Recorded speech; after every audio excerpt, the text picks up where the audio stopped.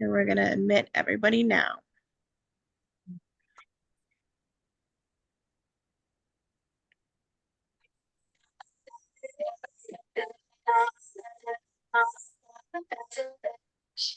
Can you hear it? Yes, a little bit. Welcome, Welcome everybody. Hi guys, how's everybody doing? Welcome. Welcome to the Respect the Road Summit. Here we go. Everybody's joining in.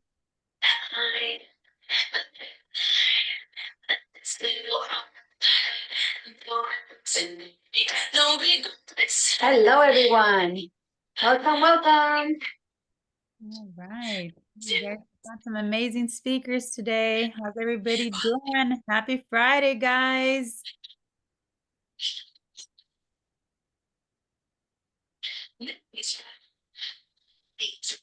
Slowly see everybody coming in.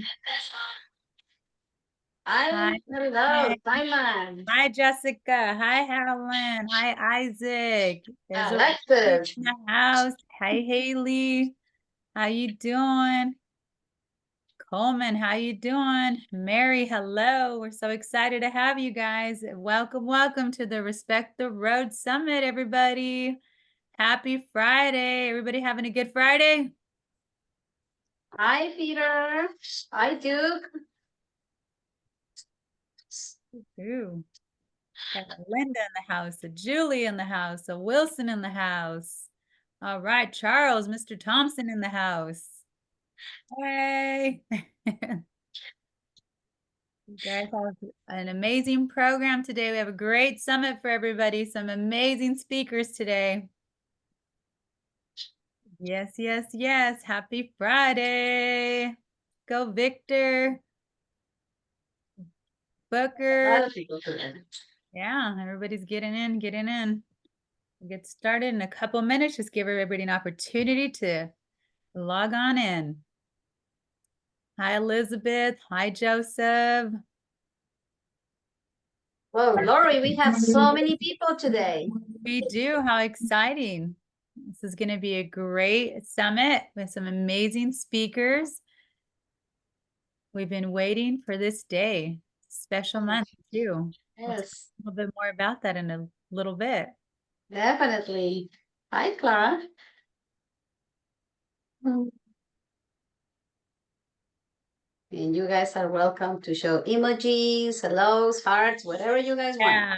Send your highs, send your reactions. We're looking forward to participation from all of you. There you go, Rory. I see Rory. Love Hey, it. you're welcome to have your camera on or off. Hello. Hi, Paul. Hi, David. All right, one more minute and we'll get started. Yeah, people are just coming in. I just see 16, 15, 17. They're all coming in. Waiting. Oh, waiting. Wow. All right, guys. All right, as you guys are here waiting for us to get started, can you guys put in how old you are? I would love to know how old you guys are. Just throw in the chat real quick your age. 50. All right, 15. Got 16, 18, 15. Okay, 16. Wow. 6. Oh, I think she meant 16. 23. Okay, if you're an adult, you can just put adult. Yeah. Okay, awesome. 19. All right, Morgan. Cool. Alyssa, 17, 15 and a half. We can't forget the half, 15 and a half. Awesome. 21. All right.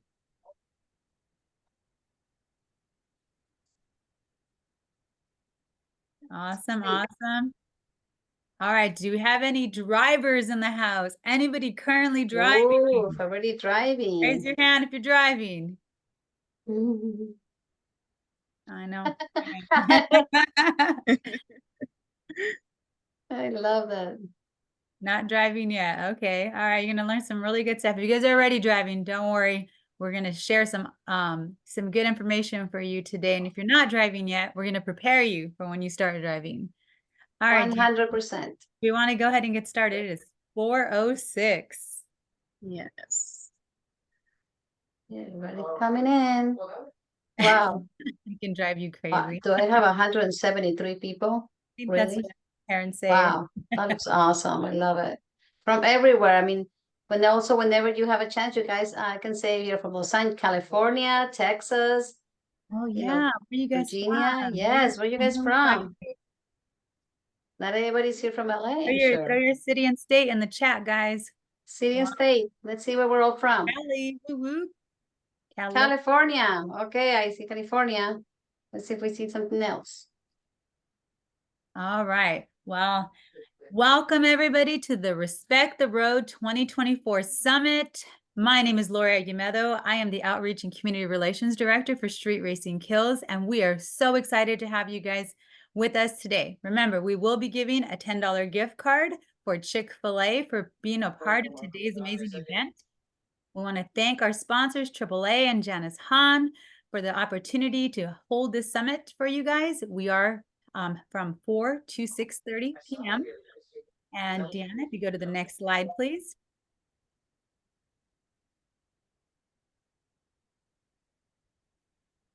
All right, so I want to talk to you guys a little bit about the VALS Respect the Road Scholarship. Lily Trujillo Puckett, our founder and executive director of Street Racing Kills, named this scholarship after her lovely daughter, Valentina. So the goal of our scholarship is to make sure that we develop the next generation of safe drivers.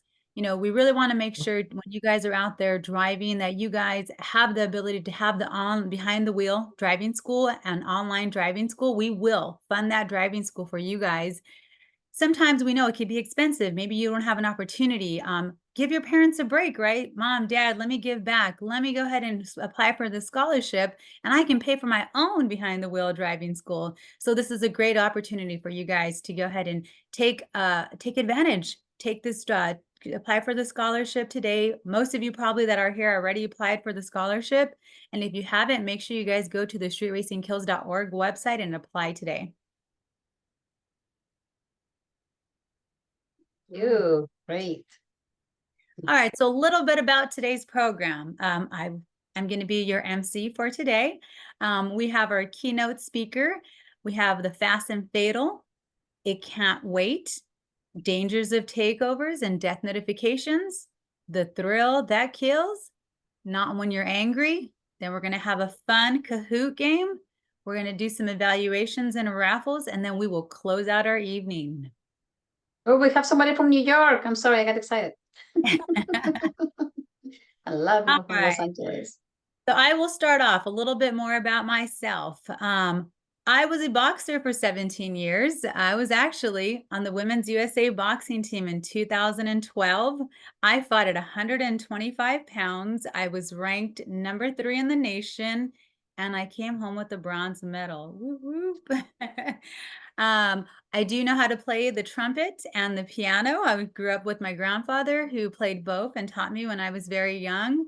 And after I retired from boxing, I actually decided to do 2 triathlons. I've done a half marathon, and recently I just did the LA Marathon in honor of my niece. So that's a little bit about myself.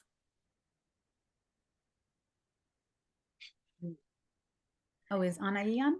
No, not yet. Okay, Yeah, we'll come Okay, back. we'll go back. We'll go back to Oh, there Annie. she is. Yay. Hi. Hi. Hi, everybody.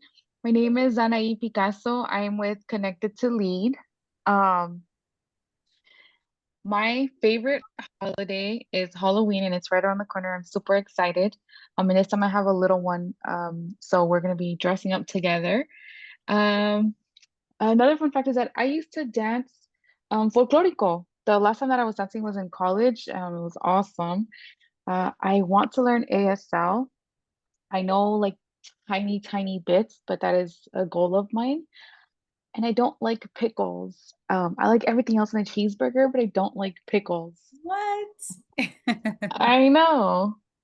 No pickles either. All right. All right. Hi, everyone. My name is Deanna Vasquez, and I'm with Connected to Lead as well.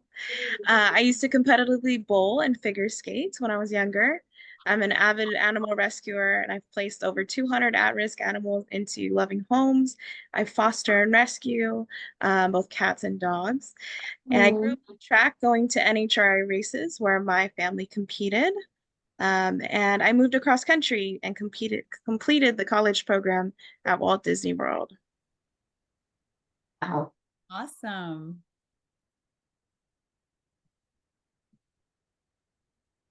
Hi, everybody. I'm so glad to be here. My name is Jamie White. I am the founder of Allie's Way in honor of my daughter who was killed by a distracted driver.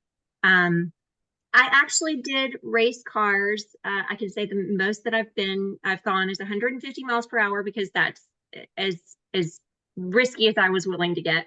But it was a really amazing experience, taught me a lot about driving. And so I understand the mechanics of it. I love scuba diving and skydiving. So anything when I was younger that would risk my life, unfortunately, I did. Thankfully, I'm here.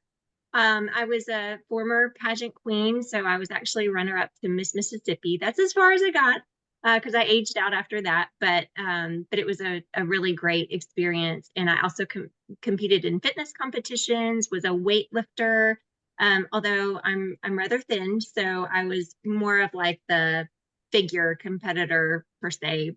But it was an awesome experience getting to compete and just to have that drive and motivation to accomplish something amazing. That is awesome. Beautiful. All right, Jen is not with us yet. She will be here a little bit later, but Jen is with Connected to Lead. Jen loves God, Jesus, and the Holy Spirit. She enjoys volunteering and event planning. She loves bowling. Her favorite thing to do is pray for other people. Hmm. All right, Miss Katie. Hi, I'm Katie. I'm with You're Safer with a Seatbelt. I am the owner and founder. I compete in the Miss America opportunity. I'm currently your Miss Ohio Valley's teen. Sorry, I can't read for some reason. I own my nonprofit, You're Safer with a Seatbelt. I'm the vice president of my school's National Honor Society, and I don't eat Kit Kats the right way. I don't break them. Love that. Love that. Okay, everybody. Hi, I'm so happy to be here today. My name is Lily Trujillo Puckett. I am the founder and executive director of Street Racing Kills. I am an exercise freak. It's really, really true. I love it. I love the gym. I'm going everywhere. As much exercise that I can do, I'm loving it. I used to be a Tahitian dancer when I was a teenager. I did it for a long time, and we did a lot of events, so it was cute and it was fun. I love traveling. I love animals so much, I cannot even kill a spider.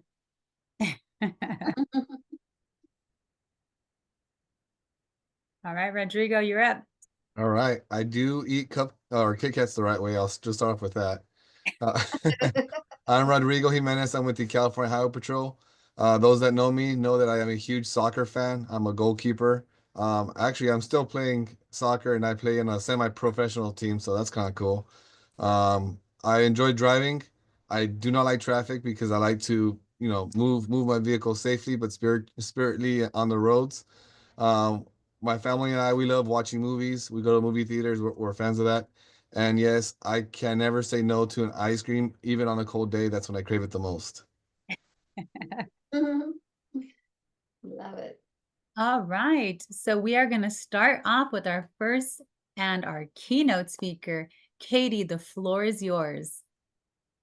Welcome, Katie. Thank you so much. I'm gonna talk a little bit about me before I get started because, yeah. So I'm Katie again. I'm 17 years old and I'm from Northwest Indiana, so the top left corner. I'm formerly Miss Kosciuszko's teen, which is a county here in Indiana, and I'm currently Miss Ohio Valley's teen.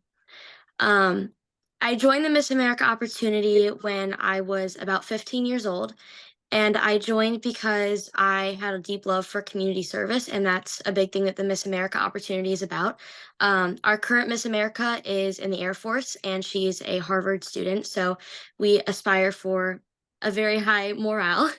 And when you're in the Miss America opportunity, one of the main things that you have to do is you have to create a community service project. And that's how my nonprofit, You're Safer with a Seatbelt, was born. My friend Dylan passed away about 2 years ago now, October 16th, 2022. He was on a dark, winding road with a hill on one side and a valley on the other. And the driver of the vehicle he was in was drunk, high, and hallucinating at the time. He thought he saw a rock and he veered off the road, and my friend Dylan was not wearing his seatbelt, which caused him to fall out of the car window and lose his life. I came to talk today not only because I feel like my story is important, and all of the stories today are extremely important as well, but I want to inspire you to stand up for safe driving. I think it's important for our younger generation to speak up about these real issues, and that's why I'm so glad that all of you have joined us today. I want you all to take initiative after the summit. I hope you're inspired to stand up and speak to your friends about how important safe driving is. All right, I'm going to get into a little bit of the curriculum. So when I created my organization, I created a short curriculum to go and teach when I go to events like these or schools, and we call it the Big Three. So these are the big three things that you can do to be a safe driver. So we have three different categories. We have safe thinking, and this means knowing how to handle all situations, avoid distractions, and take preventative action. For handling all situations, knowing what to do when a police officer pulls you over, if a fire truck rolls by, you need to know what to do in those situations. Avoid distractions, put your phone away, and take preventative action. Wear a seatbelt, and like I said, focus. Don't be paying attention to anything else. And then we also have quick thinking, which has to happen after safe thinking.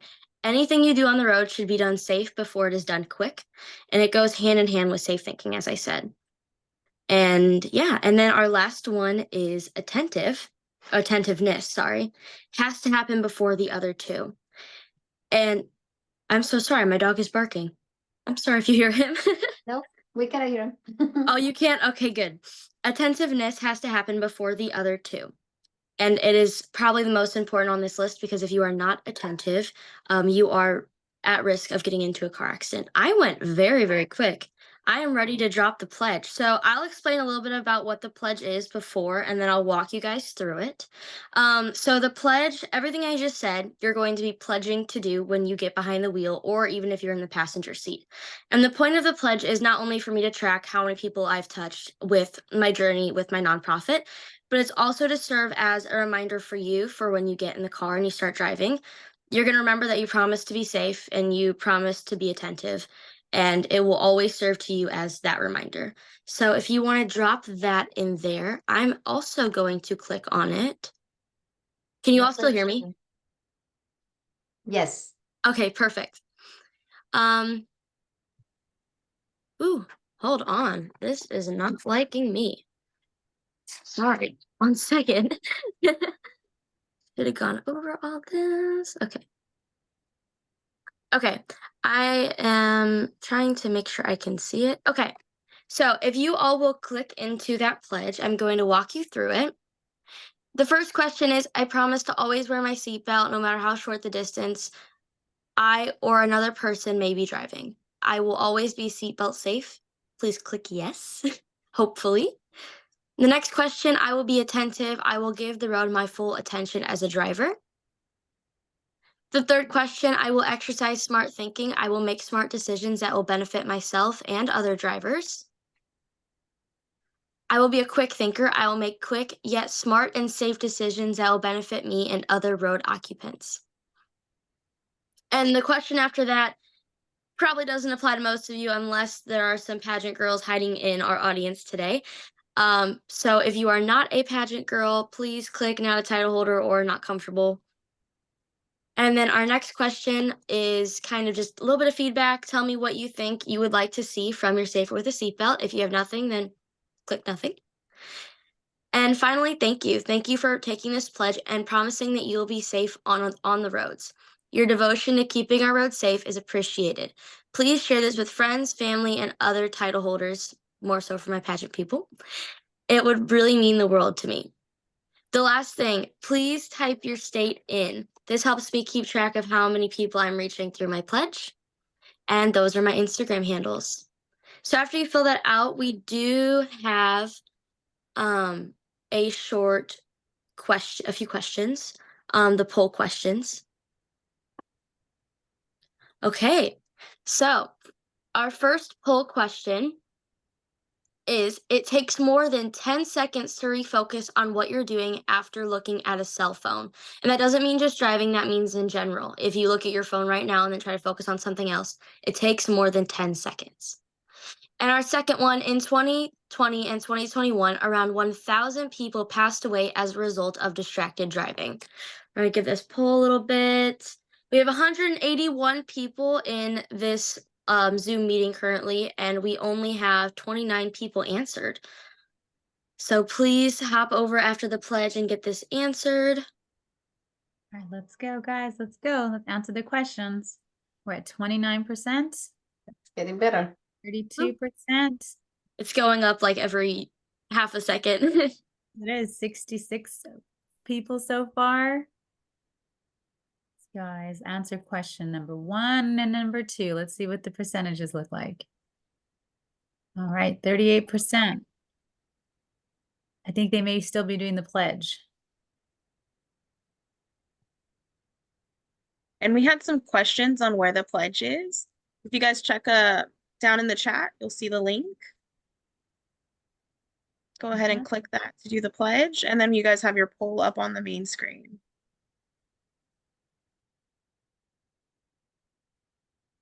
All right, 87 people have participated, 89. All right, we have a minute. How long do you want to leave the poll up? When do you want me to close this? 2 minutes? Yeah, we'll do 2 minutes. That's fine. All right, guys, you have 10 more seconds. Let's answer those questions.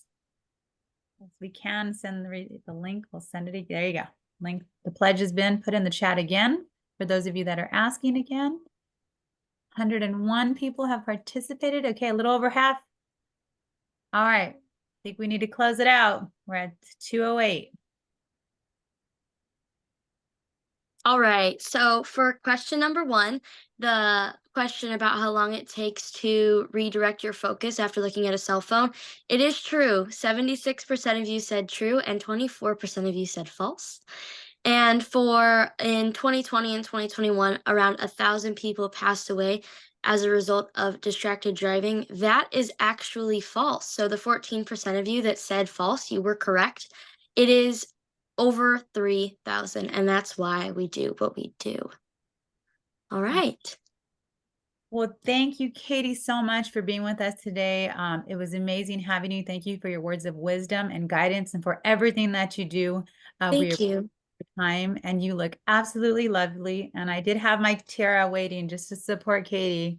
Woo woo, because she's absolutely adorable. Thank you. Thank you. All right, up next, if we could go back to the slides, please.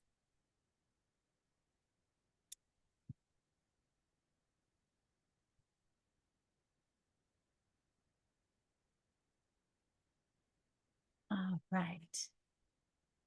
Oh, Lily, wait, we forgot the Q&A. Or are we going past that? Yeah, that was the questions that we just did right now, and then at the end we'll do Q&A. Okay, sorry.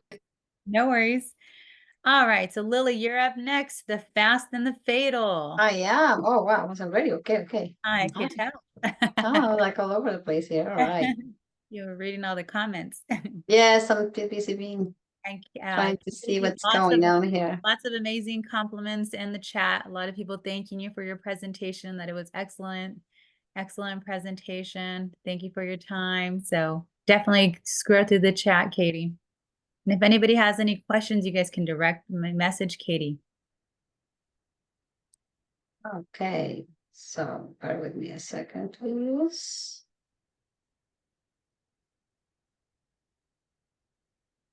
We're going to start with a short video and then we're going to present. Let's go ahead and watch this video, everyone.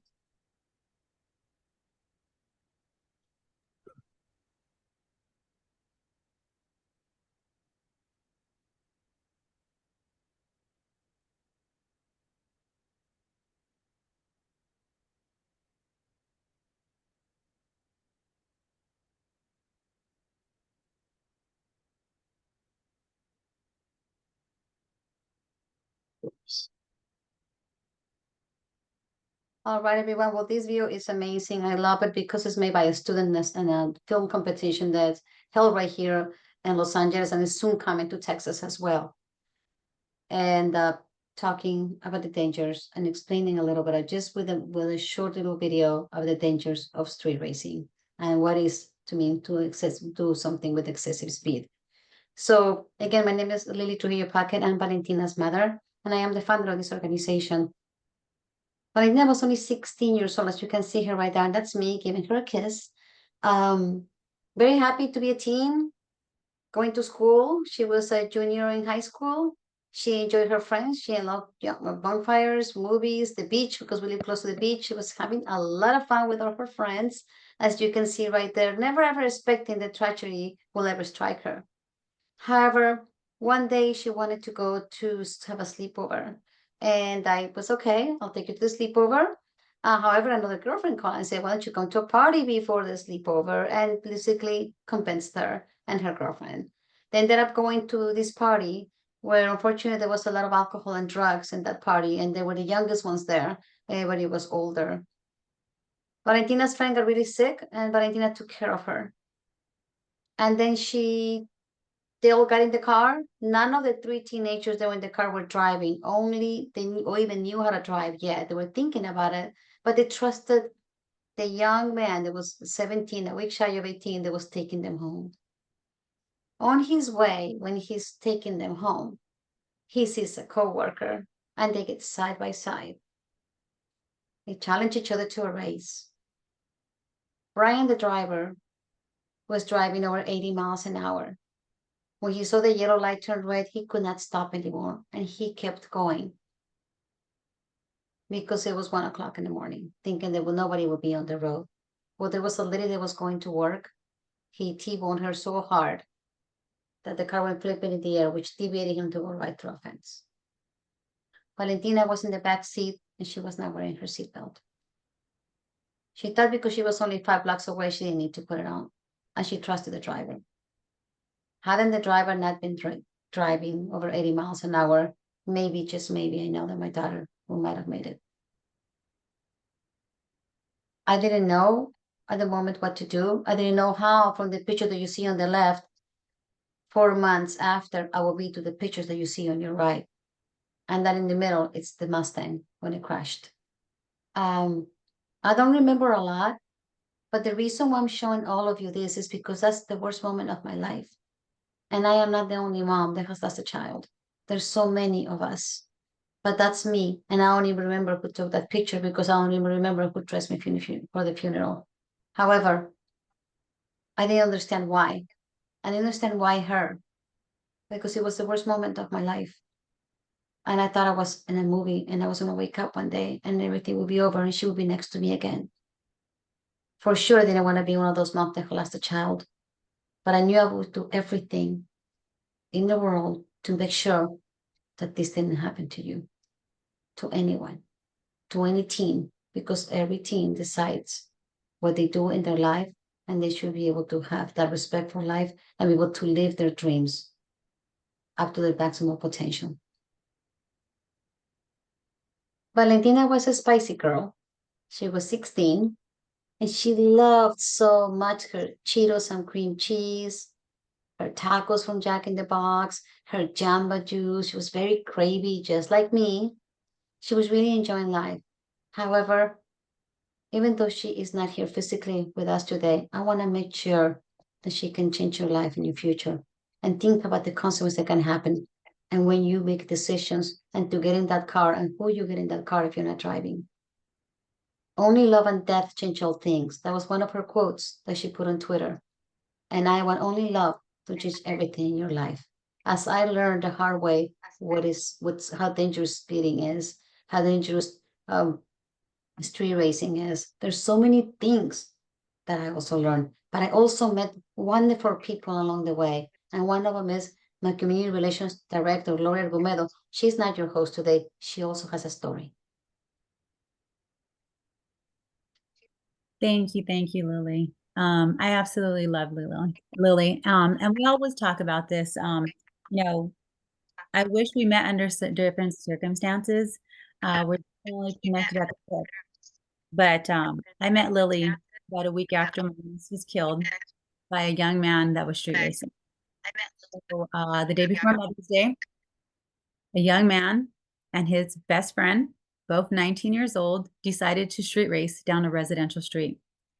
They were going about 100 miles per hour when they ran a stop sign and they collided into Bethany and Emilio's vehicle. Bethany was killed at the scene and Emilio was left in critical condition. Now, the reason why I tell Bethany's story is because there were a lot of things that I never thought that I was going to have to do in my lifetime.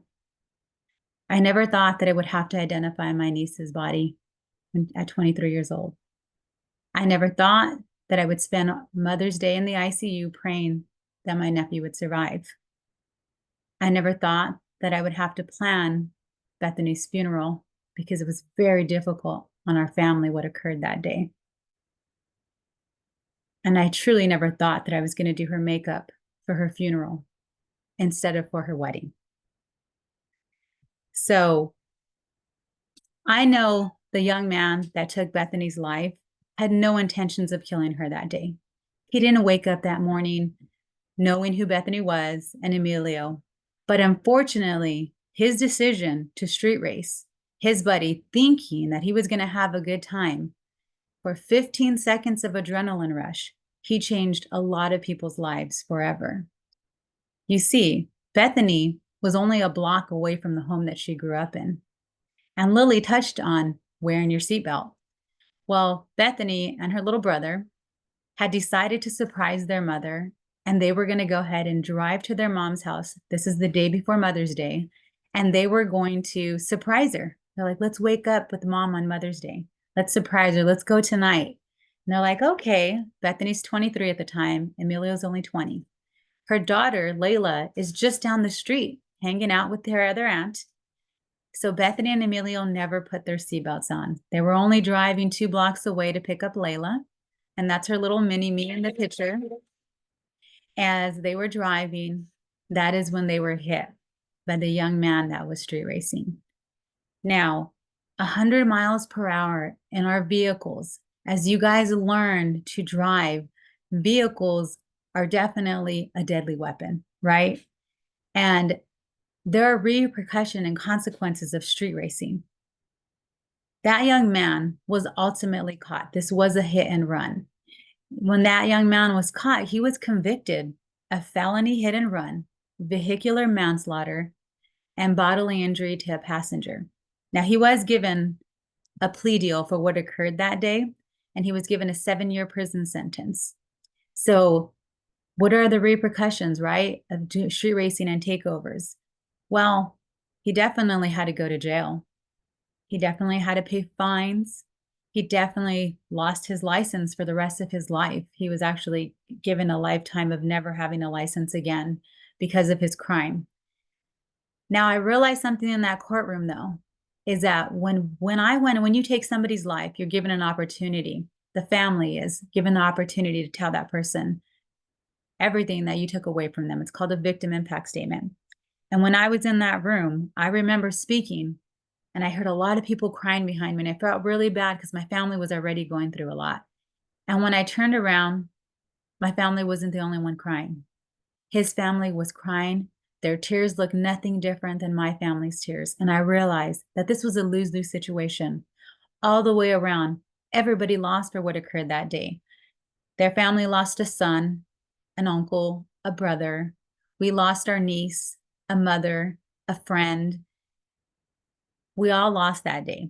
And although one day they will get to see their son again, he will have to live with the fact that he took somebody's life, and a little girl is now growing up without her mother because of his decision.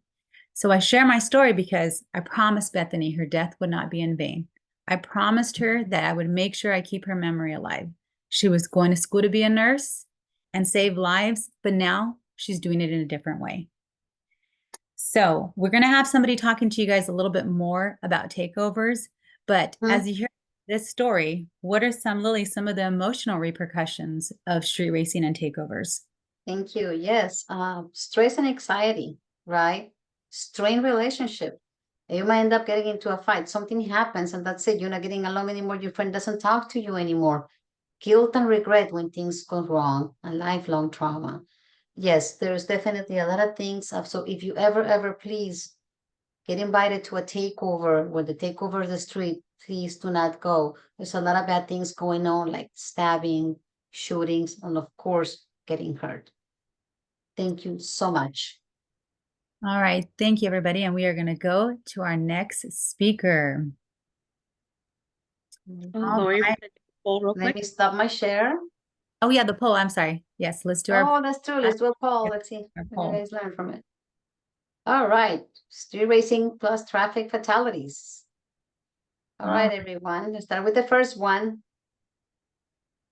Have you ever been affected by street racing? Let's say I have been in a car with someone to street race. I've been challenged to street race. I've heard cars racing close to my home. All right. I have a friend affected by street racing. Okay. All right, they're coming in. They're coming in. Mm-hmm. All right. I have been in a car with someone that wanted to street race. Okay. Let's see what's the percentage. All right. It's going. It's going. Yep, it's moving. Hear from you guys. Thank you guys for sharing.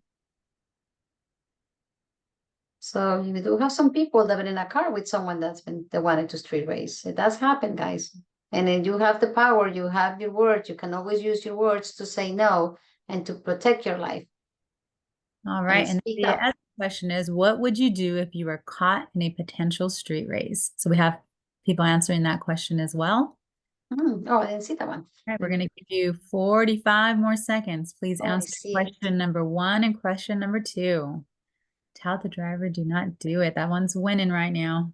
Yes. Well, actually, all of the above. All of the above, definitely, Right right? now. All right. Anything that you can do to protect your life and the life of others that are in that vehicle in that moment. Anything. You can even say, I'm going to throw up in your car if you don't stop. You are allowed to curse, to say anything you can to get out of that car. All right, we're at 98 people, 51%. Let's keep it going. Let's keep it going. We have 191 people in the class, so trying to get to 100%. Mm-hmm. All right, 10 more Oh, seconds. yes. 10 more seconds, guys. All right, while we're waiting, I say this is a really special month for us because Bethany would have been 29 years old this month. So we just celebrated her birthday. And guys, this is the reality, right? Unfortunately, now we celebrate everything at the cemetery. And that's why Lily and I share our stories, because we really want you guys to make sure you understand. Think twice before you make these type of decisions, and make sure you keep yourself safe when you're out there. Put on those seatbelts. Tell your friends, don't let them peer pressure you. If you're in a car and they challenge you to a race, you took this class, you know it's dangerous, you know it's deadly, say, no thanks, I'll pass. And Lorenzo on the chat said he knew of someone. There's some people actually sharing on the chat that they either knew someone or someone actually was affected that they know by street racing. Wow. All right, I'm gonna go ahead and close the poll. Poll is closed. We got 58% participation. Thank you guys so much. All right. Have you ever been affected by street racing? 46% said, I have heard cars racing close to my house. Tell me that is not true. We hear that all the time. We are out here doing our best to raise awareness about the dangers of street racing. What would you do if you were caught in a potential street race? All right, 45% said all of the above. Tell the driver, do not do it. Yes, take away the keys. That's what I'm talking about. Ask to get out of the vehicle. All right, guys, have that safe word with your parents. Be like, Mom, Dad, if I call you and I say this, that means I'm asking for help. Drop me off right here and let your parents know they pick you up. All right. Thank you guys so much. Lily, thank you so much. Thank you. And now we will go on to our next speaker. We appreciate being with you guys. All right, Jamie, how are you doing? If you could share your screen, it is all you, my dear. Hey, thank you guys. And thank you so much for coming and being part of this. There's nothing more important than learning about, safe driving. And I'm just going to take a moment here to make sure I've got everything on the screen.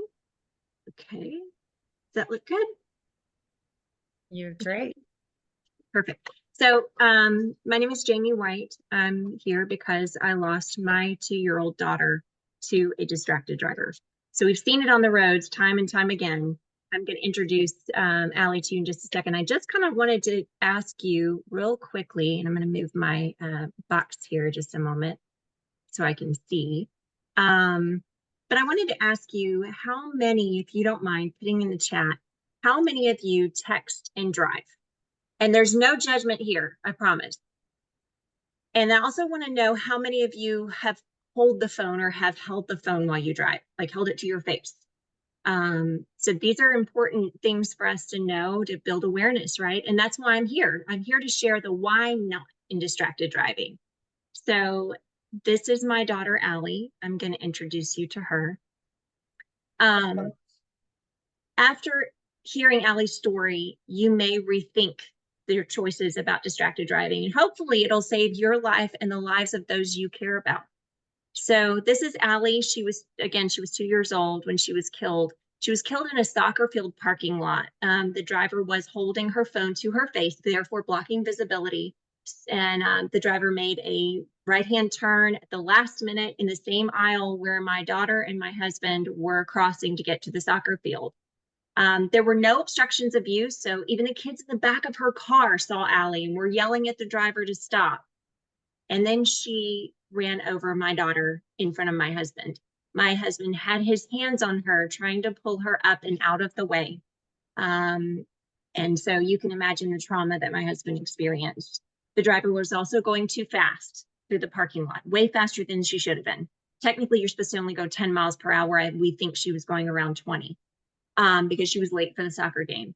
And so this whole thing was preventable, and the one thing I will let you know is that after the driver stopped the car, she didn't know that she ran over a little girl. She told officers that she thought she ran over a soccer ball. So you can imagine the horrors that my family lives with all the time.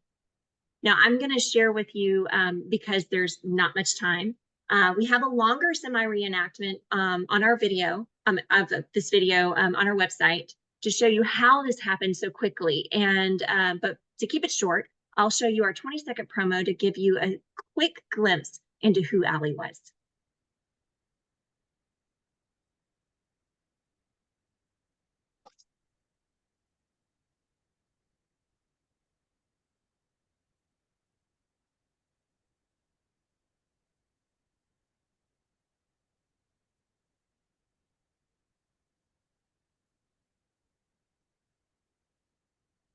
Sorry, guys, it's just taking one moment.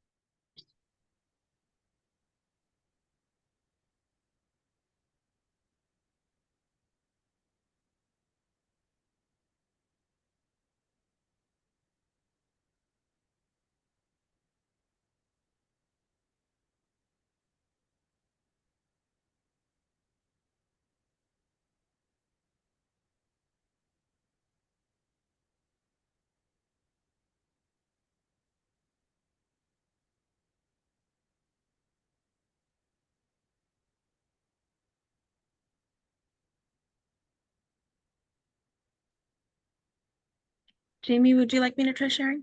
Yeah, I was going to say that. Do you need me to stop sharing for a moment? Yeah. Okay. And I'll pull it up in just a moment. Can everyone see that okay?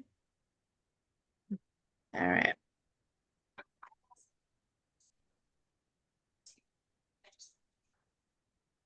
I think we can't hear it though.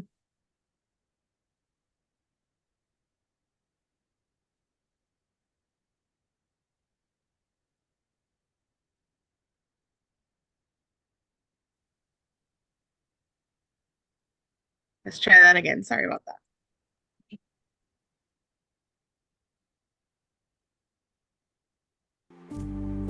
I lost my beautiful 2-year-old daughter to a distracted driver. This is completely preventable. This has to end now.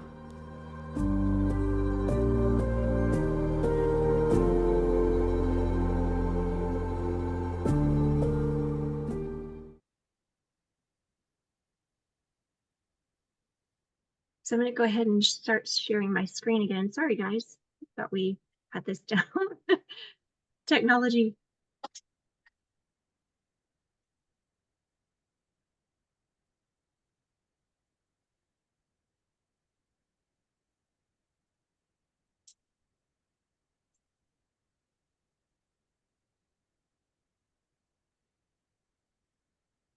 Okay, so can everybody see that? Okay, great. Sorry, guys. So things that the driver did wrong, then things that could have prevented Allie's death that day. Her peripheral vision was blocked by the cell phone. So holding the phone to your face, focusing on the conversation instead of the drive, ignoring warning signs of the passengers, the driver's lack of alertness because of the cell phone, and of course, speeding. And so here are some things that you can do to prevent distracted driving. You can pull off the road entirely and, put the phone away.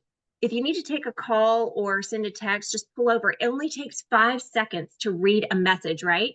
So set up your phone ahead of time to block texts and calls while driving, set your navigation and your Spotify if you play music, set all of that before you drive.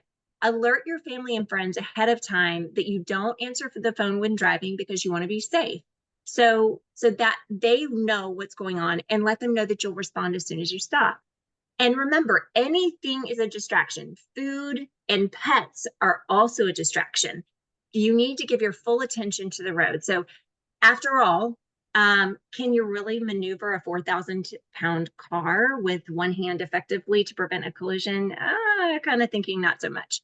But an interesting fact is that if you're driving 55 miles per hour, which we all know that the highways are typically much, faster than that, you can actually drive the length of a football field in the 5 seconds that it takes you to read a text. So in that time that it took you to read that text, you drove the length of a football field essentially blindfolded because you're looking down and you're trying to read that text. So let's just not do it, because that wouldn't be safe. I want to show you, this was our family in the spring of 2019, show you a picture.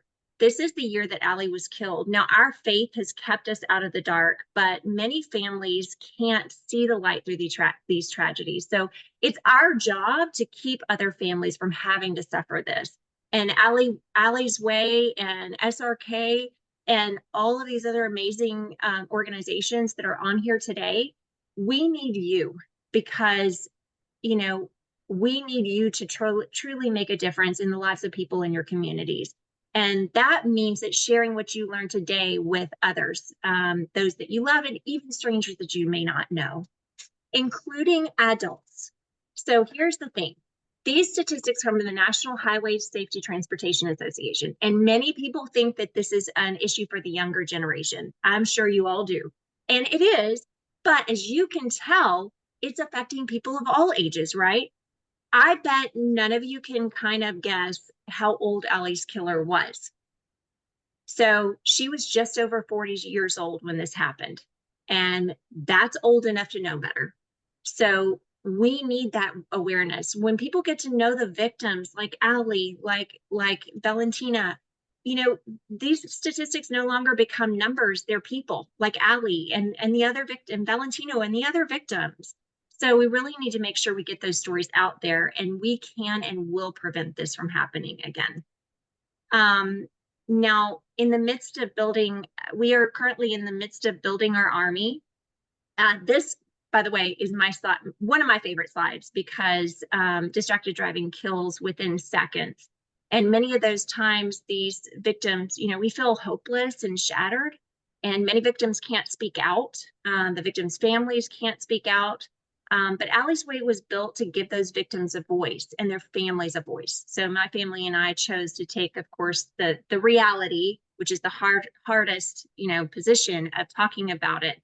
and trying to make a difference and working hard to prevent this tragedy. So, but to truly make a difference in distracted driving, like I said, we must be loud and we must constantly talk about it. Now, as I said earlier, we are in the midst of building our army, and that means we need you. So we need partnerships, collaboration, social media. All of you young people are into social media, and we need your experience in the social media area to get the message out and to really help us.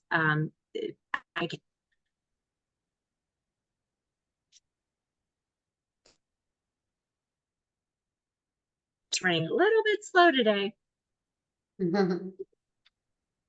So this next slide that I'm going to pull up here, my computer decides to work today. This is the president of NASCAR, Steve Phelps. He has joined our mission to end distracted driving. So Allie's Way logo was on 6 NASCAR cars in Fort Worth, Texas this past spring. And we are very, very grateful for that opportunity to build awareness. And when we spoke with these drivers, they all said the same thing. They were more concerned about driving on our roads, racing upwards of 200 miles per hour on the racetrack. And you know why that is. Because on the track, there are no distracted drivers. None, right? Because they're miles ahead of where they're driving to prepare for the next turn or a collision to allow reaction time to prevent fatalities.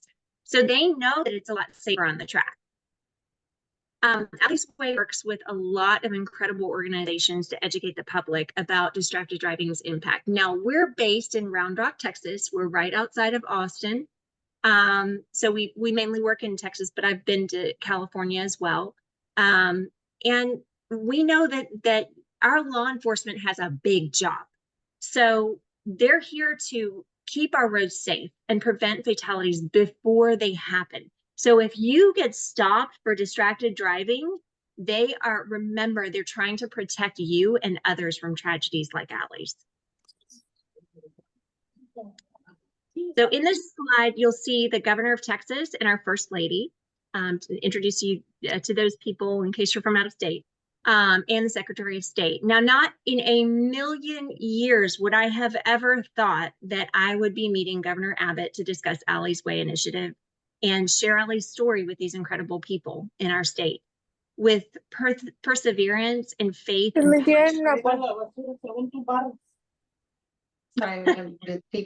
Everybody, please mute yourselves in the meantime. Thank you. So as I said, with faith, perseverance, and passion, anything is possible. And I know you guys can make a difference.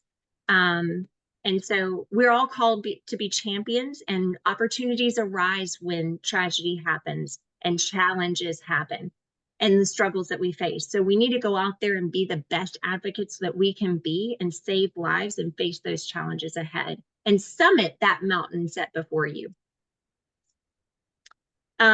We have simple strategies for advocacy. So what I'd say is it's very simple. Make friends, plan for obstacles, come up with a strategy for positive change, ask for help, never be afraid to do that, and stay focused on the objective.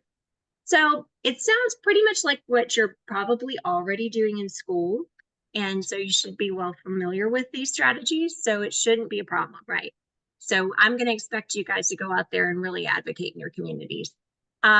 These are some of the faces of distracted driving victims. This is completely preventable, completely preventable. This should never have happened. And the change starts with you. No family should ever have to bury a child. This should not have happened. And we're here to make sure it never happens again. We don't need to lose any more Allies. We don't need to lose you or your family members that you love so dearly or your friends. So please remember, Allie, when you pick up that phone while driving, because the life that you could take could be another little Allie, or it could be your own. And could you live with the pain of causing this severe devastation? Could could your family or your friends deal with your loss? And is a phone call, a text message, or a chat worth losing your life? I don't think so. Your life is priceless. So when you get behind the wheel of a car, as we had mentioned earlier, you are driving a loaded weapon, and you have to remember that when you choose whether you want to use it responsibly, that choice is on you if you make the wrong decision. So always remember that you will be held responsible for your decisions. But I know that you can be a hero and you can save lives, and we're asking you to do that. So please check out Allie's Way for the full video. It's a 10-minute video. It's very educational and very insightful on how this can happen in a single second. And please contact me for questions on how to become an advocate in your community. And I just wanted to really thank SRK and all of the amazing partners of SRK and all of our partners for always supporting us and for allowing me to be here today.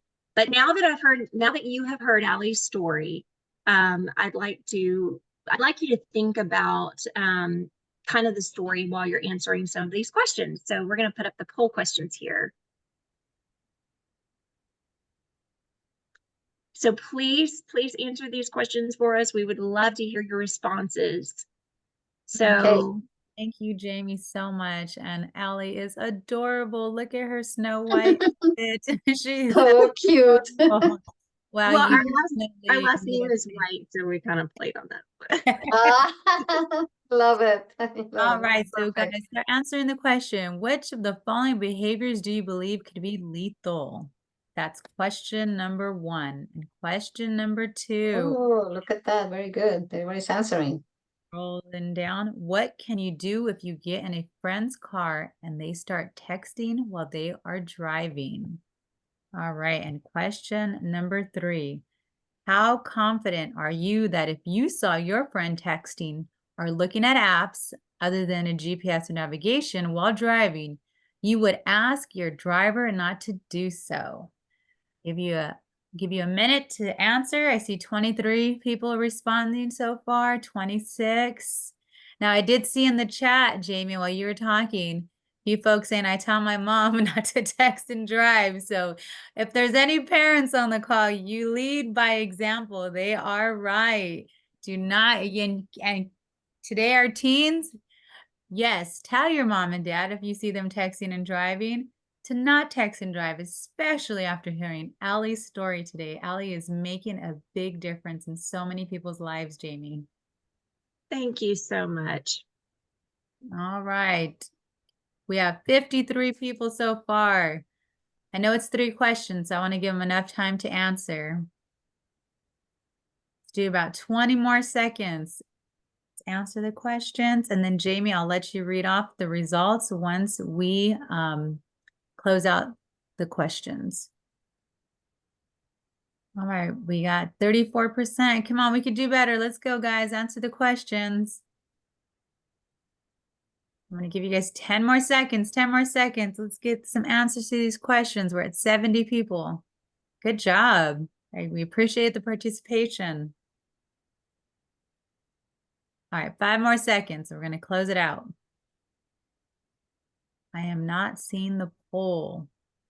All right, let's close it out and I'll let you read the results, Jamie. Okay, so which of the following behaviors do you believe could be lethal? And 64% said all of the above: waving around a loaded gun, putting on lipstick while driving, adjusting the radio or your playlist while driving, and texting and driving. But it looks like 28% said texting and driving would be the most lethal out of all of those. What can you do if you get in a friend's car and they start texting while they're driving? Try to be a helpful passenger and offered to read the text. Back to the text for them. That is a wonderful solution. That was the second highest. The first highest was grab the phone away from them while they're driving. I like that response. The third was make up excuse to stop and pull over, allowing them time to finish their text or call, and don't bother them. They might not be your friend if you complain. Okay, well, if I think your life is worth more than bothering them. So that 1%, don't be afraid to say something. Please don't be afraid to say something. How confident are you that if you saw your friend texting or looking at apps while driving, you would ask your driver not to do so? Oh, 63% said very confident.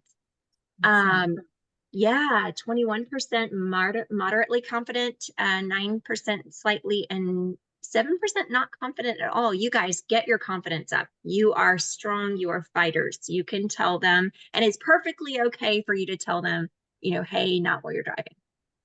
And I'll teach you guys how to fight.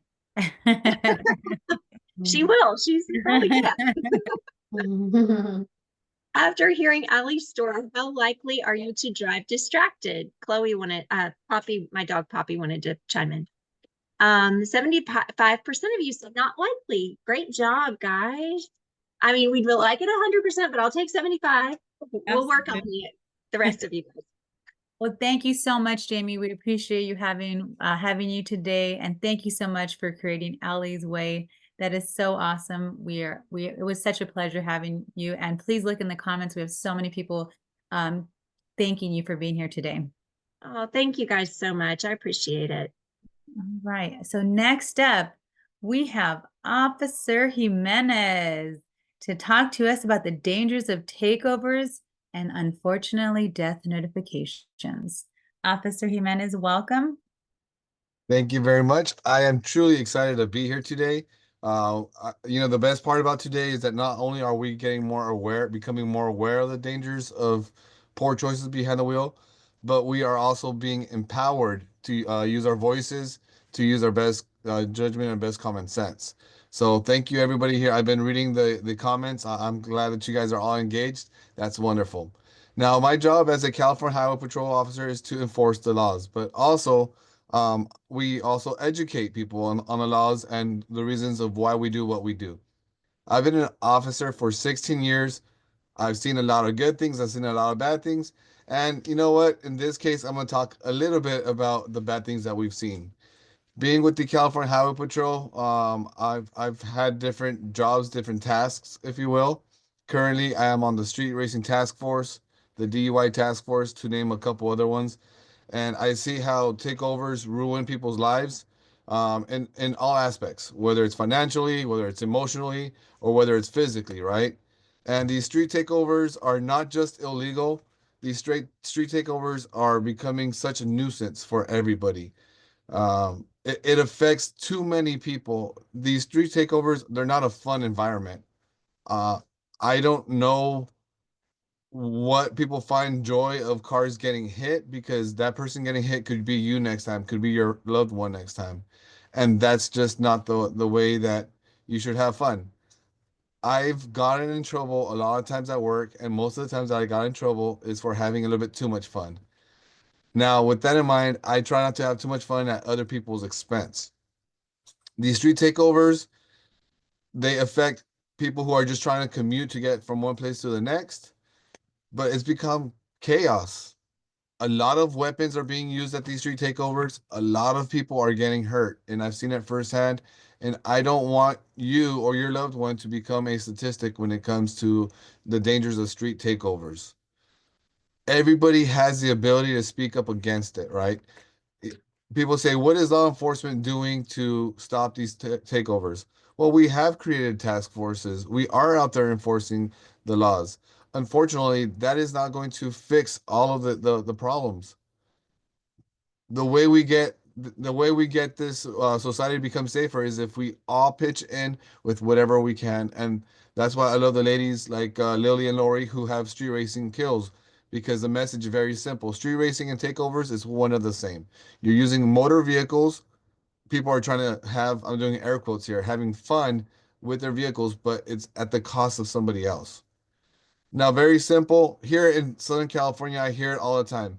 There's no racetracks where I could go race my car. There's no places where I could do these donuts spinning around in circles. And that's just absolutely not true. Now, it may not be very close to you. However, it's within 30 miles from where you live if you live in Southern California most of the time.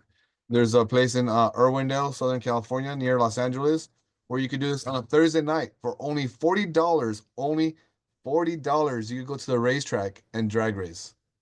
For only $20, that's the paid admission to get into Irwindale.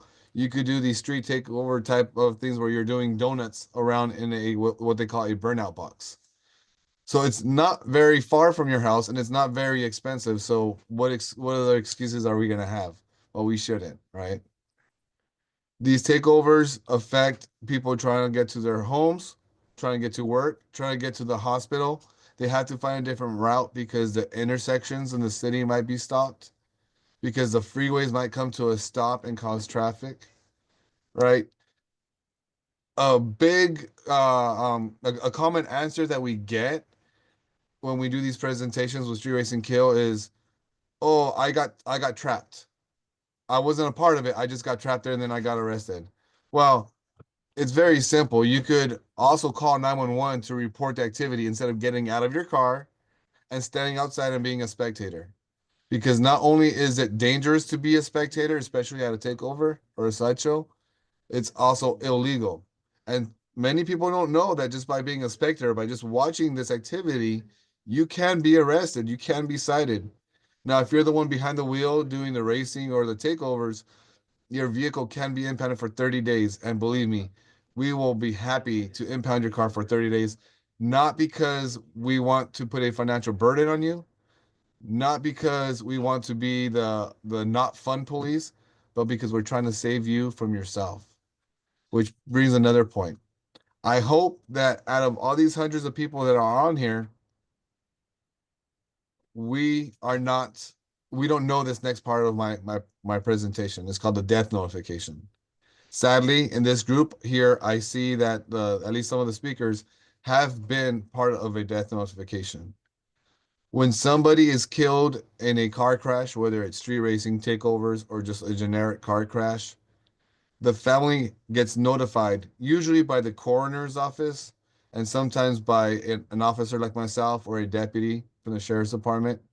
And they get notified that their loved one was killed in a crash, in a vehicle related crash.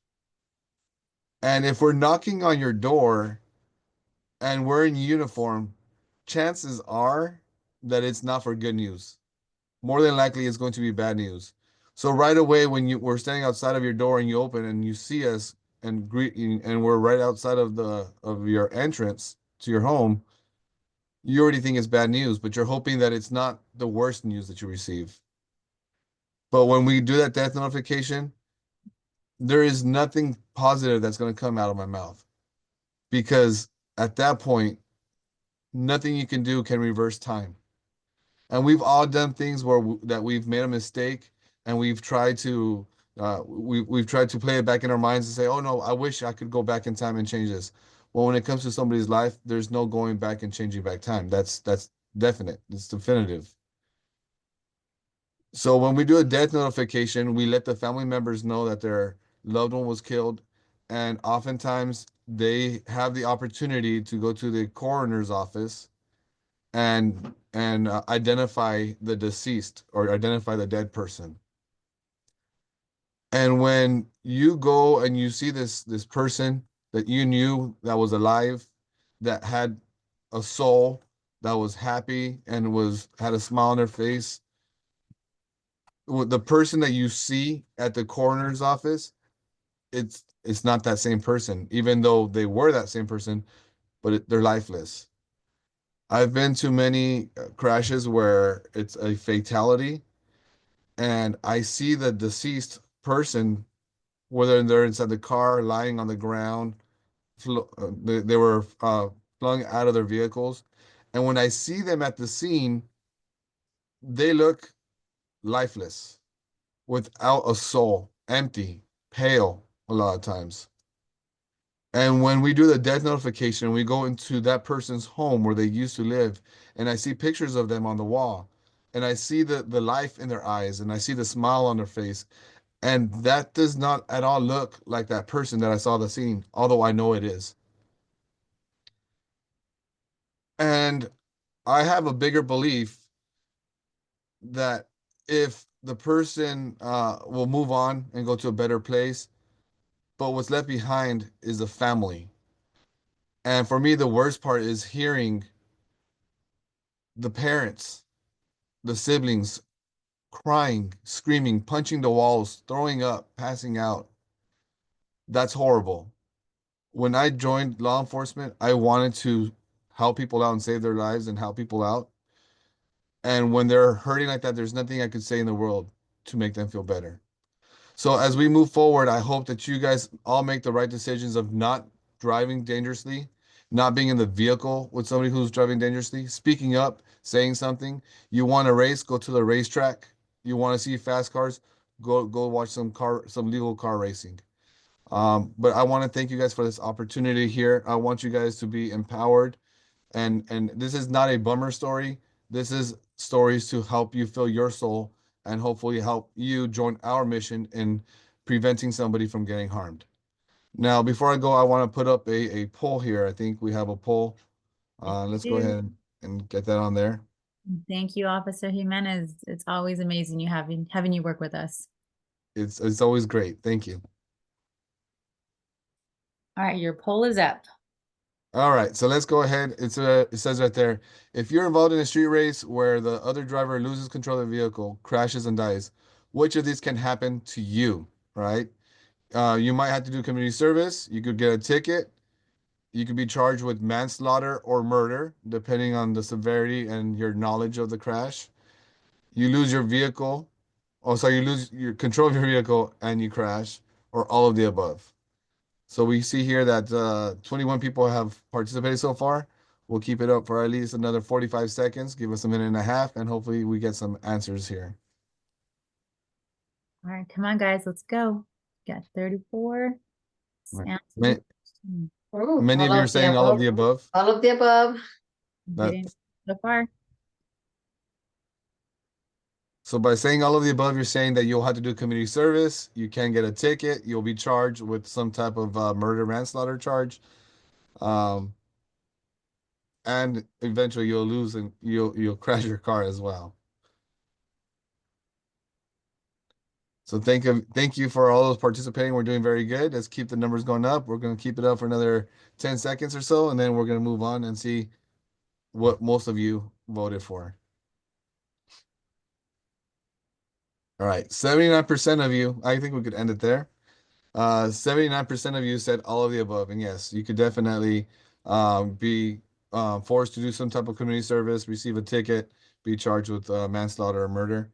So thank you guys very much for participating, for listening, and I hope you guys enjoy driving as much as I do, but do it safely. Well, Thank so you. Jimenez. We deeply appreciate it. And everybody, thank Officer Jimenez for being here today. He's multitasking. So thank you for joining us. We appreciate your time. Thank you. All right, up next, we have the thrill that kills. Oh, what is that all about, Nori? Oh, well, let's let Jen tell us. Oh, Jen, hi, Jen. how are Hi, you? everyone. Hello. Super excited to be here and have an opportunity to share. And it's really great to see so many people on today. So the thrill that kill is focused on driving under the influence. And so when we say driving under the influence, this not only means alcohol, but it also includes marijuana, it includes prescription drugs, even the use of fentanyl. So any form of impaired driving. And so as we're talking about this, we want you to understand that impaired driving in any matter is extremely unsafe. And the reason why it's unsafe is because it can impact the way that you drive. It can impact your coordination. It can impact your processing, the processing of your thoughts. It can also impact what you see in front of you, right? So your vision can be impacted. And maybe you think that the car is further away, the car in front of you is further away than it is. And then bam, you end up hitting the back of their car, right? Or maybe somebody walks across the street. There are a lot of people who jaywalk. And unfortunately, if you are impaired and under the influence of some form of substance, including alcohol, then you may end up hitting someone, the person that's walking across the street, right? Because sometimes people just come out of nowhere, or there may be a dog that's crossing the street. And dogs aren't stopping at the stop sign to look to see if you're coming or not, right? They may just be coming across the street. And what happens if your reaction time is slowed down and unfortunately you don't stop in time, right? And so when we use any form of substance, it can alter the way that we think. It can alter the way that the amount of time that it takes for us to react to something. It can also alter the way that we communicate with others, maybe people who are in the car with us. You've had an opportunity to hear some stories about people who have lost loved ones. You know, for some of those stories, it also includes substance use. And unfortunately, we tend to see it a lot on the street. We had Officer Jimenez talk about his experience as a law enforcement officer. And the reality is the police aren't here just to bust people. That's not what it's about, right? It's really about safety and keeping everyone safe. And so when someone is driving impaired, then it can have grim consequences. So I want you to think about someone who is driving under the influence of a substance. And I want you to think about, let's say marijuana, for instance. In a lot of states, it is now legal for someone that is 21 or older to use some form of recreational marijuana. And with that, oftentimes people will say, it grows from the ground. It's not going to do anything to me. Or I feel a slight buzz, but I don't really feel high to where I can't drive or can't do whatever it is that I need to do. The reality is, even in that case, whether it is smoking weed, whether it is eating an edible, or some other form of marijuana that you consume, you are still experiencing that high. So the active ingredient that makes you high in marijuana is called THC. And the THC, that active ingredient, can impact you in a lot of different ways. Most importantly, it impacts the brain. And so I want you to think about that. Can someone put in the chat, one of our teams, what age do you believe the brain is fully developed? What age is the brain fully developed? Put it in the chat. Okay, I'm seeing a mix of things. 25, 25, 40, 50. All right, 35. Okay, so if you said 25, you are correct. So our brains are fully developed at the age of 25. Now, there's a part of our brain called the amygdala, and that part of our brain focuses on our emotions, right? It's connected to the emotional part of our brain. How we experience emotions. We may make decisions with those based on the emotions we're feeling at a time, and that comes from our amygdala. What age do you think our amygdala starts to develop? Like it's fully developed. What age do we think? So our brain in its totality as a whole is developed at 25. But what age do we think our amygdala, the part that controls the emotions, is developed?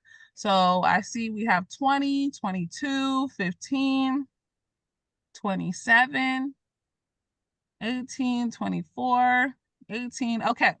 So these are good, but the correct answer, so when we're thinking about our amygdala, between the ages of 11 to 13 for girls and 12 to 14 for boys is where that part of our brain is fully developed. We also have something called our prefrontal cortex, and that is the part of our brain that is fully developed at 25. Now, that part of our brain focuses on us being able to make decisions logically. Now, if that part of our brain making logical decisions is fully developed at 25, But the other part of our brain, which is another part of our brain, which is the amygdala, is fully developed anywhere between 11 and 14 years old. What types of decisions do you think we're making under the age of 21? Are we making logical decisions or are we making more emotional decisions? Okay, Imani said emotional. That is correct, right? Because that part of our brain has developed prior to the prefrontal cortex of our brain that helps us make logical decisions. And so think about when you're behind the wheel of a car. And now, let's say I'm 16. I just got my license and I'm feeling good. And I know they said that I'm not supposed to have anybody in the car with me unless they're an approved age driver. But my mom gave me the keys and I took the car to school today and I want to go get some fries. When I was younger in Gardena, Pit Burger was like the spot to go get some fries, right? Deanna's laughing because she knows, right? So I'm like, cool. I'm gonna take a couple of friends. We're gonna go to Pit Burger and we're gonna get some fries, right? However, let's say I was at school and a friend gave me some candy and I didn't question it. I was like, cool, this peach ring. I've been feeling this. I've been wanting a peach ring. And so I eat a couple of peach rings and not realizing that they're actually edibles and they have marijuana in it. I'm 16. The logical part of my brain hasn't been fully developed, but the part of my brain that makes decisions on an emotional basis has been developed. But I'm also under the influence, right? I'm impaired with this marijuana in my system. And I have some friends in the car and they're making noise. We got the music going on. And then the edible hits. And now I'm experiencing the effects of this drug in my system while I'm driving for us to go get some French fries, right? And we're going to hang out. What are some of the consequences that could happen? So Julian asked, is nitrous bad? 100%. Nitrous is extremely, extremely, extremely bad. When it is consumed to get high and not used for what it's intended to be used for, it can impact you in so many ways. It can impact your central nervous system. It can impact your brain development and function. It also has the ability, depending on how you're taking it. So if it's something that you are consuming, if you're inhaling it through your mouth, then it has a lot of impacts on your lungs as well. If you are inhaling it through your nose, which is also possible, then our noses are right here, right? Our brain is right here. There's a connection, right? We may feel the intensity of the high a lot sooner because it's close to our nose is close to our brain. But the reality is it still impacts us in a very serious way. Yes, there are a lot of people who have been using nitrous online, making videos and acting as if it's cool. But the reality is it can impact you in very, very serious ways, including death. So let's go back to my question. So let's say I had some peach rings infused with marijuana, and I am behind the wheel of a car. I have my friends in the car. They're talking and making noise. I have the music going as well, which is another distraction. And now I'm starting to feel these effects of this edible. What are the potential dangers that could happen now that I'm driving impaired? So you can either type in the chat, or if someone wants to come off of mute and share, then you can do that too. So Ernesto says crashing. Yes, 100%. Crashing is something that could happen. What else could happen? Anything else that could happen if I'm driving impaired?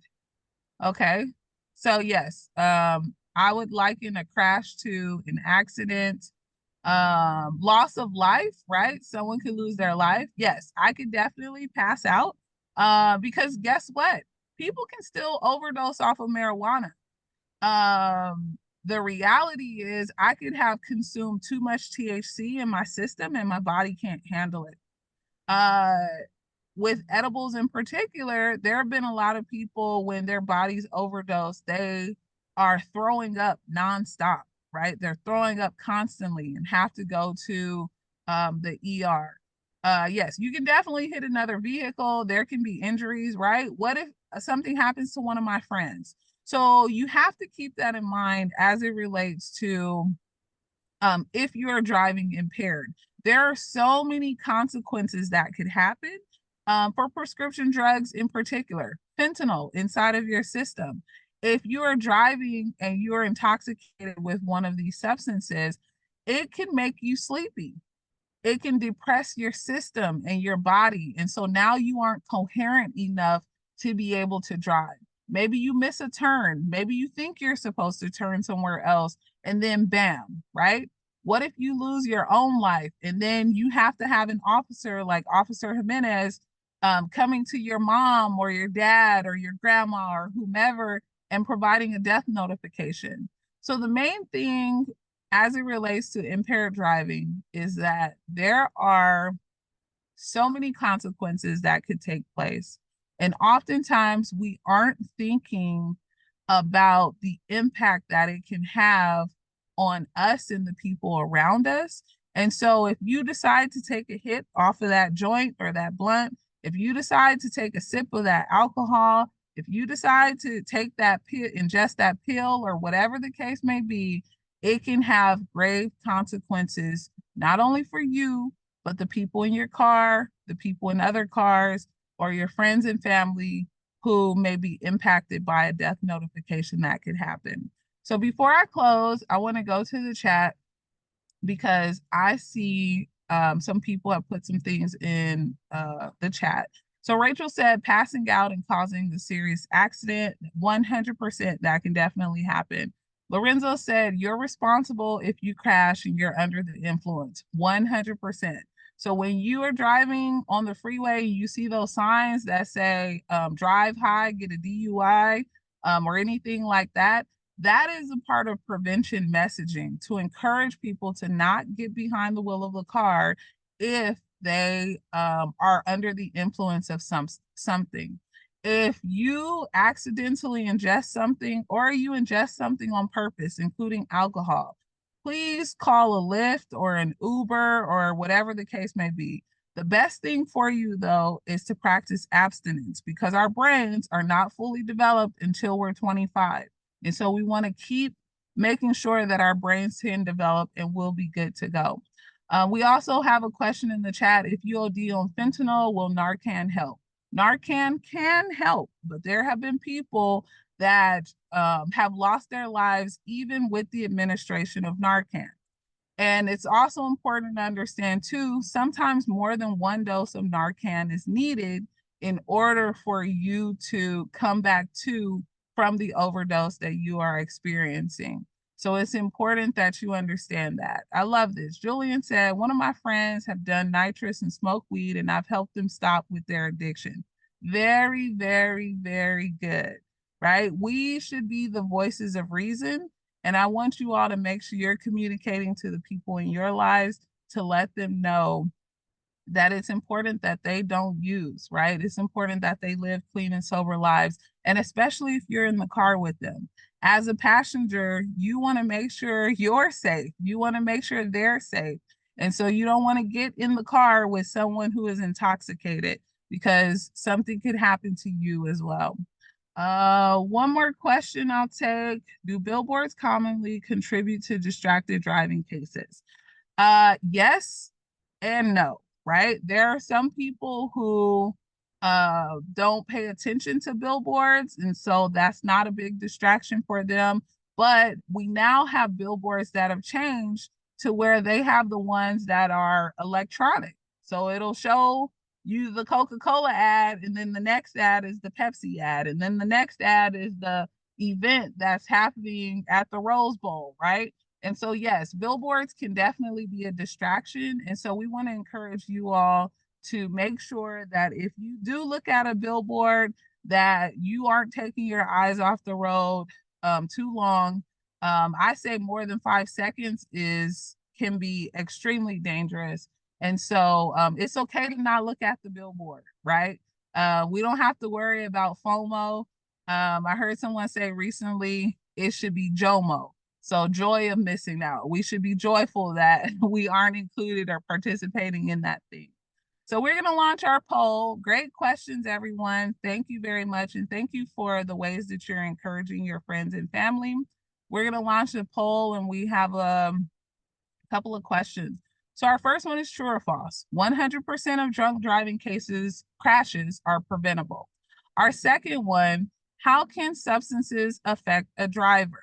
So this is a single choice question and the responses can be slowed down reactions, impaired vision, impaired concentration, or all of the above. So it looks like right now we have 13% who have completed it. And I see those numbers coming up. This is good. This is good. So we're going to give it about 30 to 40 more seconds before we close it. Stormy put in the chat, lack of concentration. Yeah, so if you have access to the poll, please complete the poll. And it's looking like 29%. And also, too, for those of you who are interested in Chick-fil-A gift cards, it's important that you are completing these polls. And when we put up the evaluation at the end, that you complete that because that is going to help you get your Chick-fil-A gift card. All right, so we're at 35%. We're going to give it to 10 more seconds, and then we're going to close the poll. Yes, Chick-fil-A, their waffle fries, chef's kiss. All right, let's close the poll. So we have 40% of people have participated. And so 73% said true. So our first question, 100% or statement, 100% of drunk driving crashes are preventable. If you said true, you are correct. They are absolutely preventable. Because 1, people do not have to drink. That's a choice. 2, people do not have to get behind the wheel of a car intoxicated, right? Having drunk alcohol. That too is a choice. Our second one says, how can substances affect a driver? So we have a very bunch of responses. It looks like we have 1% of people who said slow down reactions, 8% said impaired vision, 11% said impaired concentration, and 80% said all of the above. If you said 80%, if you said all of the above, you are correct.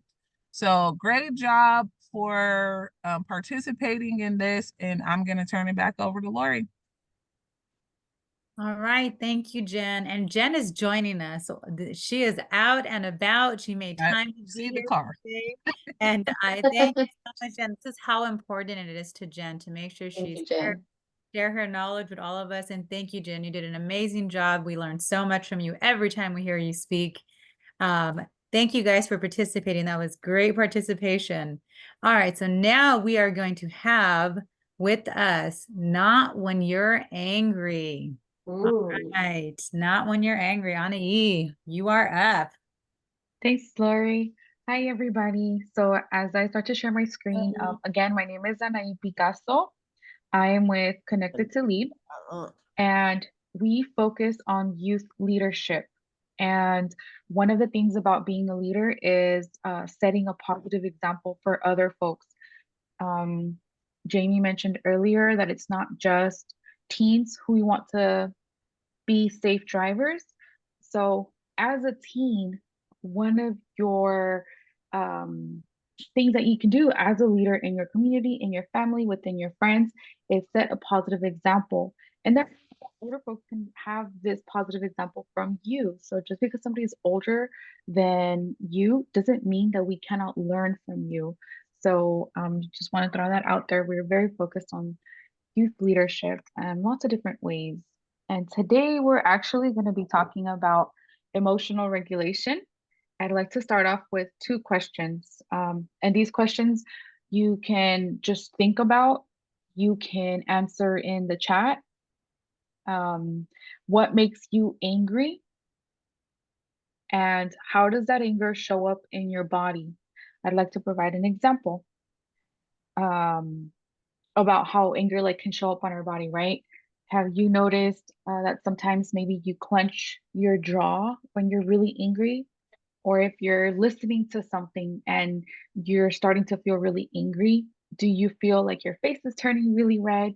Do you feel like your shoulders are tightening up? Like, how does it show up in your body? Feelings are connected to our thoughts and our behaviors and our body. And so being able to recognize that connection is super important.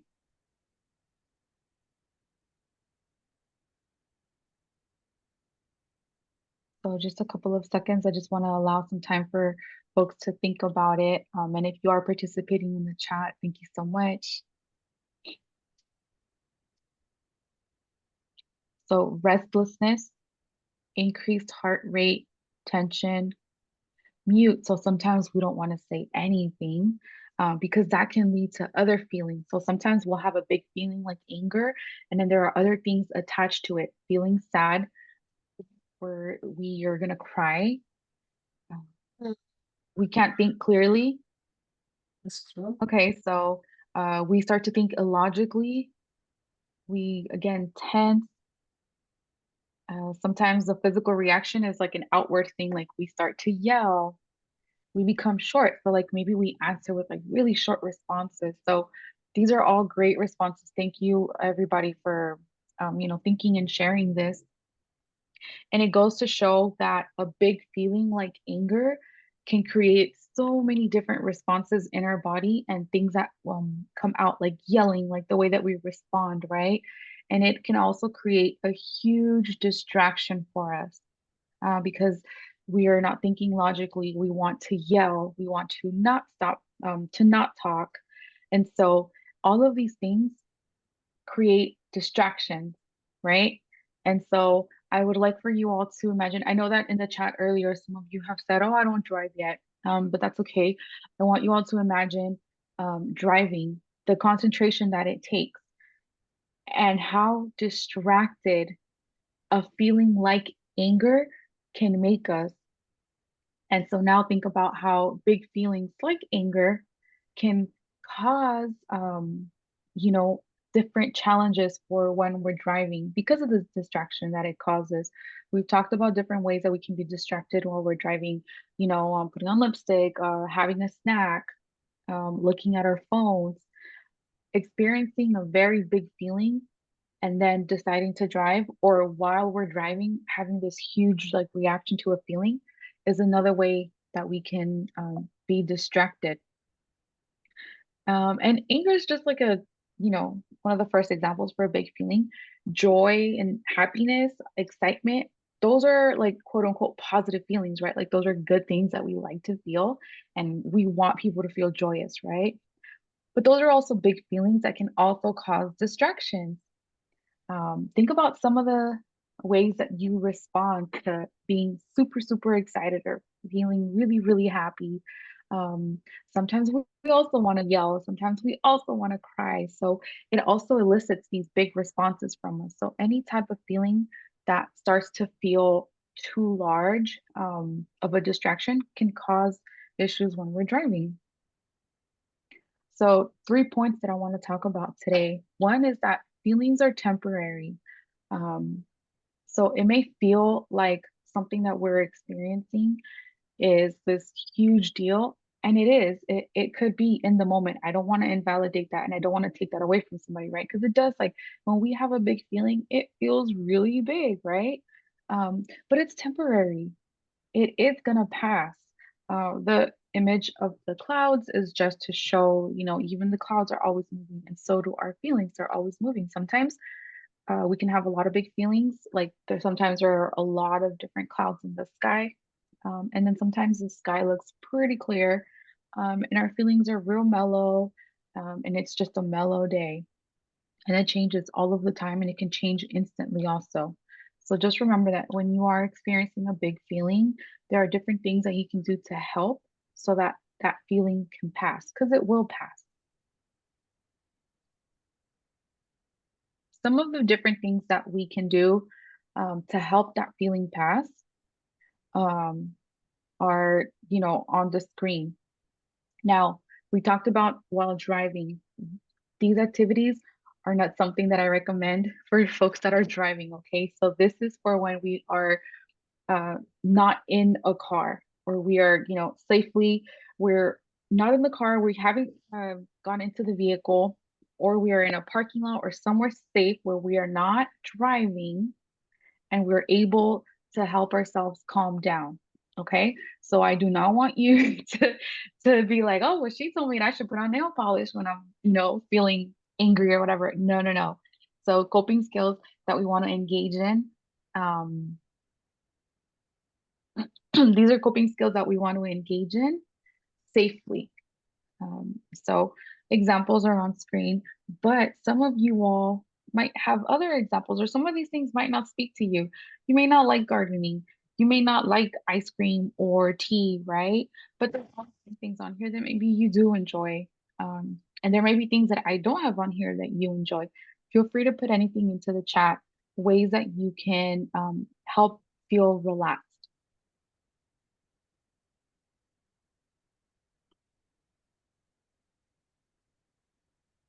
And again, these are emotional regulation skills. So it's just to help us feel relaxed. So music, oh, new game that I haven't played. Rainbow Six Sage, please correct me. So walks, listening to music. Okay, cool. So the music's on here 3 times. That seems to be a big one. Again, walking, moving our bodies, right? That really, really helps. Quiet space. So sometimes there's like we want the sound in the music, but then sometimes we just need to have quiet and alone time for ourselves.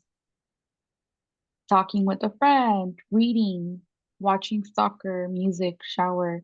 Yeah, so like the shower is also like a bodily what do I call it? It's like a tactile thing. Like the little poppets or things like that. It's something that we can physically do that can help us calm down. And sometimes thinking about somebody that we admire, somebody that we look up to, somebody that we like, that can help us feel good too. Watching movies, these are all great examples. Thank you all for sharing. And sometimes when one person shares something, that can kind of like click for somebody else, and then it creates this thing where we want to be able to try other things that maybe we haven't tried before. I want to share 2 different techniques that are breathing techniques. So there was a mention of when we're feeling angry, we can feel like an increased heart rate, right? So being able to focus on our breathing and control our breathing can help bring our heart rate back down. It resets our central nervous system so that we're able to just relax a little. 5-finger breathing is just a hand. You can imagine it, or you can place your hand in front of you. And as your finger goes up, you're tracing your fingers, you breathe in. And then when you're coming down, then you breathe out. So you're inhaling and exhaling as you're going through your hand, right? Color breathing is imagining your feeling has a color and just letting that feeling out. So I'll use anger again, that was our initial example. And I'm going to give it the color red. So as I breathe out, I'm just going to imagine just red, like this red anger just leaving my body. And so take as many deep breaths as you're feeling necessary. And there are other breathing techniques that, again, I'm sure some of you are already aware of, some of you are already practicing. Awesome. Continue those. For those of you who haven't practiced or haven't tried breathing techniques, then I want to invite you to do so. And there are different apps, there are different YouTube videos and guides that can help with that. If you don't know where to start, you can also reach out to Connected to Lead. And then we can talk about like what are some breathing techniques you can engage in, and what are some things you can try out. So again, these were just some examples of coping skills, ways to help us feel better. I also want to remind you that we are always growing, and we are always learning new things. And once we learn something, and once we can, learn from what we've done in the past or from what we've seen other people do, then we can do better. Question was asked earlier in one of the presentations, like, have you engaged in one of these behaviors? Like, have you like texted while you're driving? And that's not to shame. And it was mentioned earlier, questions like that are not meant to shame anybody, but it's to recognize and acknowledge what behaviors we are engaging in or we have been engaging in, and how can we make more positive choices that are going to help us out, and they're going to lead to just a healthier us. So be gentle, be kind to yourself. If you've done something that hasn't been great in the past, or we've engaged in things that haven't been great in the past, we can always learn and continue to grow and continue to do better. It's all about being kind to ourselves and gaining knowledge so that we're able to. Being here in this presentation is arming you with knowledge, and I'm hoping that you're all able to learn something and take away something with you from here. So 3 main points, right? Feelings are temporary. And I want you to consider your options. There are different coping skills. There are different things that we can do to help us feel better. And be kind to yourself. When we're learning new skills, it may take a little bit for them to feel, I guess, like not weird is the best way I can say it. Sometimes we can feel weird when we're trying these new breathing techniques and things like that. So be kind to yourself as you're learning new things and you're learning better ways of doing things. It's a learning process, and be kind to yourself. So as I'm wrapping up, I want to thank you all for being here and for listening and participating. And I have a poll question for you all. So the poll question is, what is the best way to help you feel calm when driving? We have 4 options here, and I would like for you all to choose what is the best option.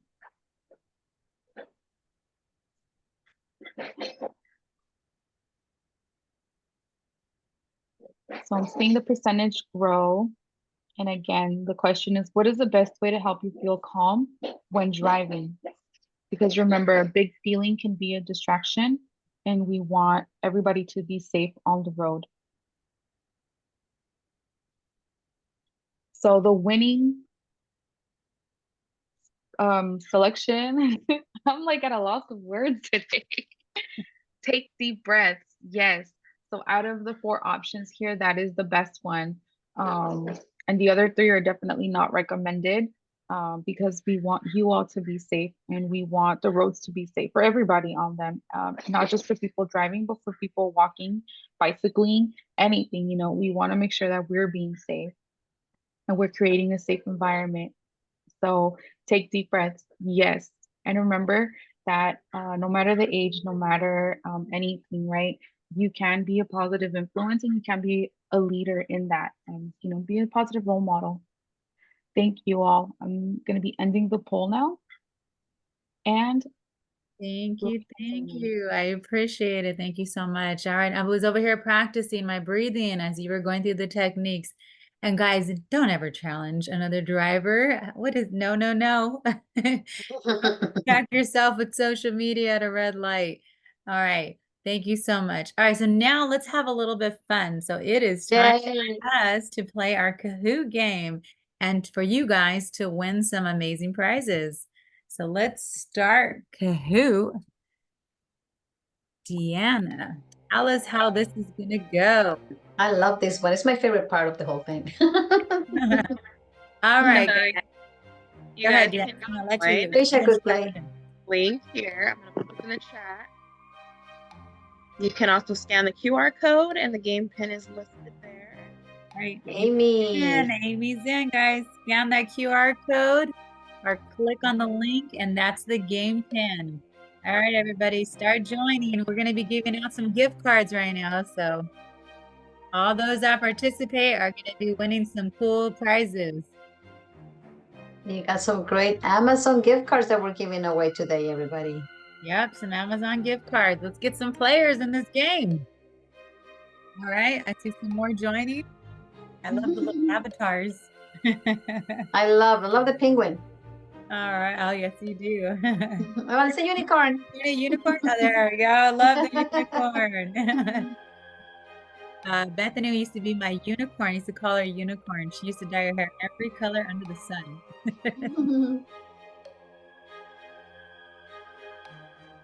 Ooh, how many players do we Unicorn have? is ours. Oh, they want to know what is the code? The screen is black The for someone. code is right there, 1824029. 1824029. Just swipe your screen if you can't see anything. In the chat, there's a link for you guys. If you wanna... Okay, there's a link in the chat. And I'll put the game pin there too. All right, the game pin is in the chat now.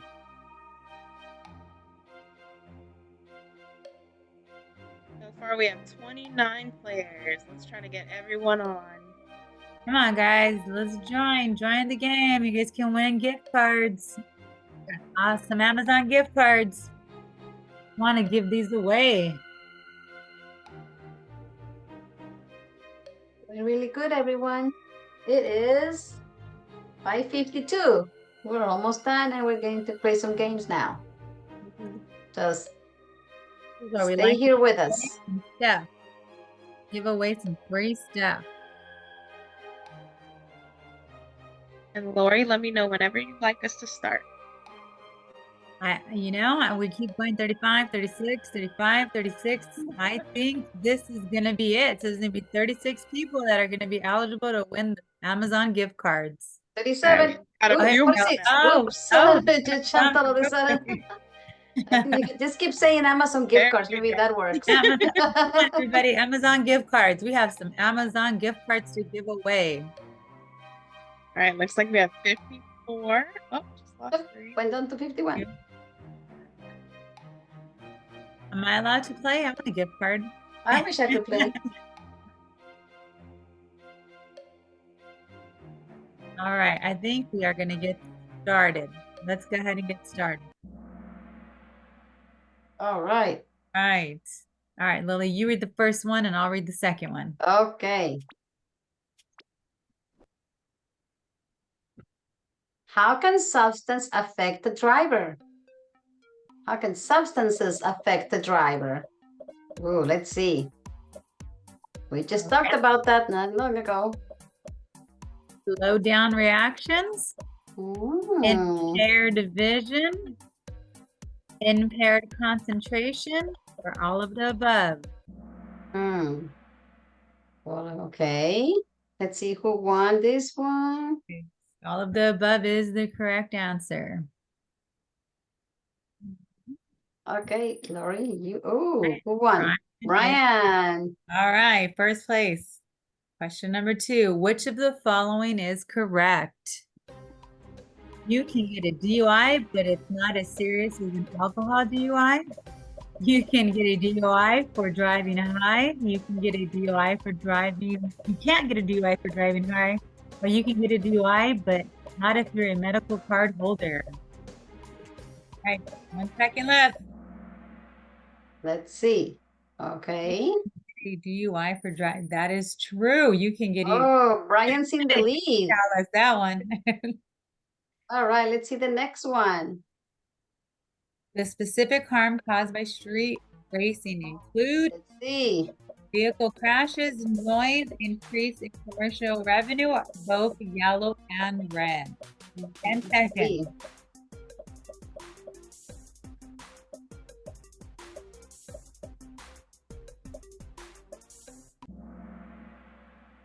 25 for A.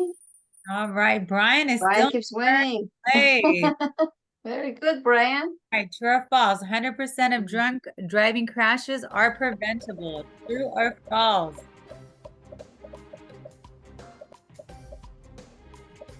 right, 13 seconds. Let's see how you do, Brian. He's pretty fast. Right? He must be a Kahoot expert. I think he learned a lot today. Let's see. All right. 41. Brian, And Brian takes the third lead. place. Very good. If copyright Okay. is in a takeover, you can get a citation, get your license suspended, get your vehicle impounded, or all of the above. 10 seconds. What do you guys think? Let's see.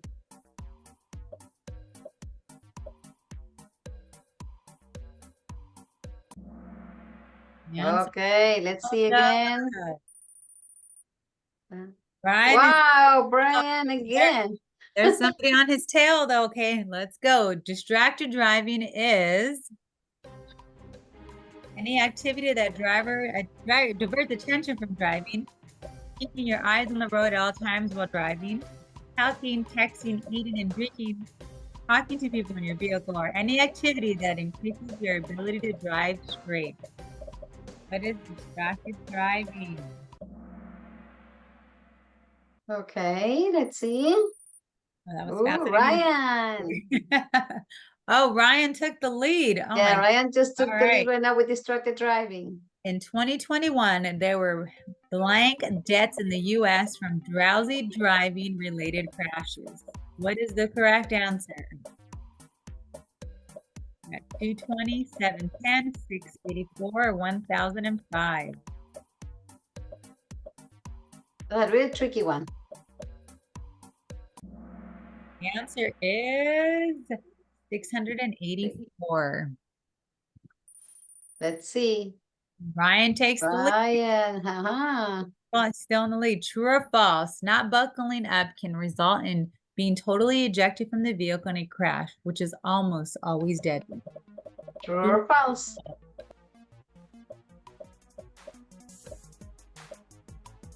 right, 14 seconds.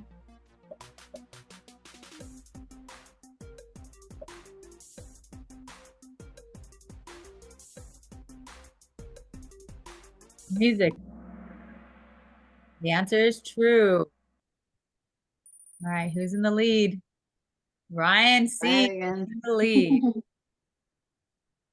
What contributes to speeding? Oh, that's a good question. Running late, regard for others and the law, traffic, or all of the above? What contributes to speeding? 9 seconds. Get in your answers.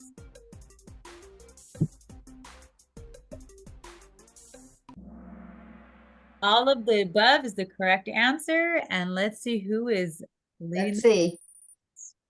Ryan.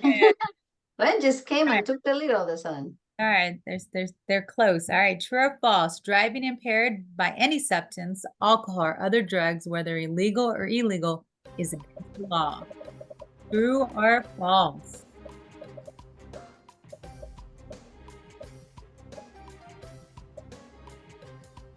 Ten seconds.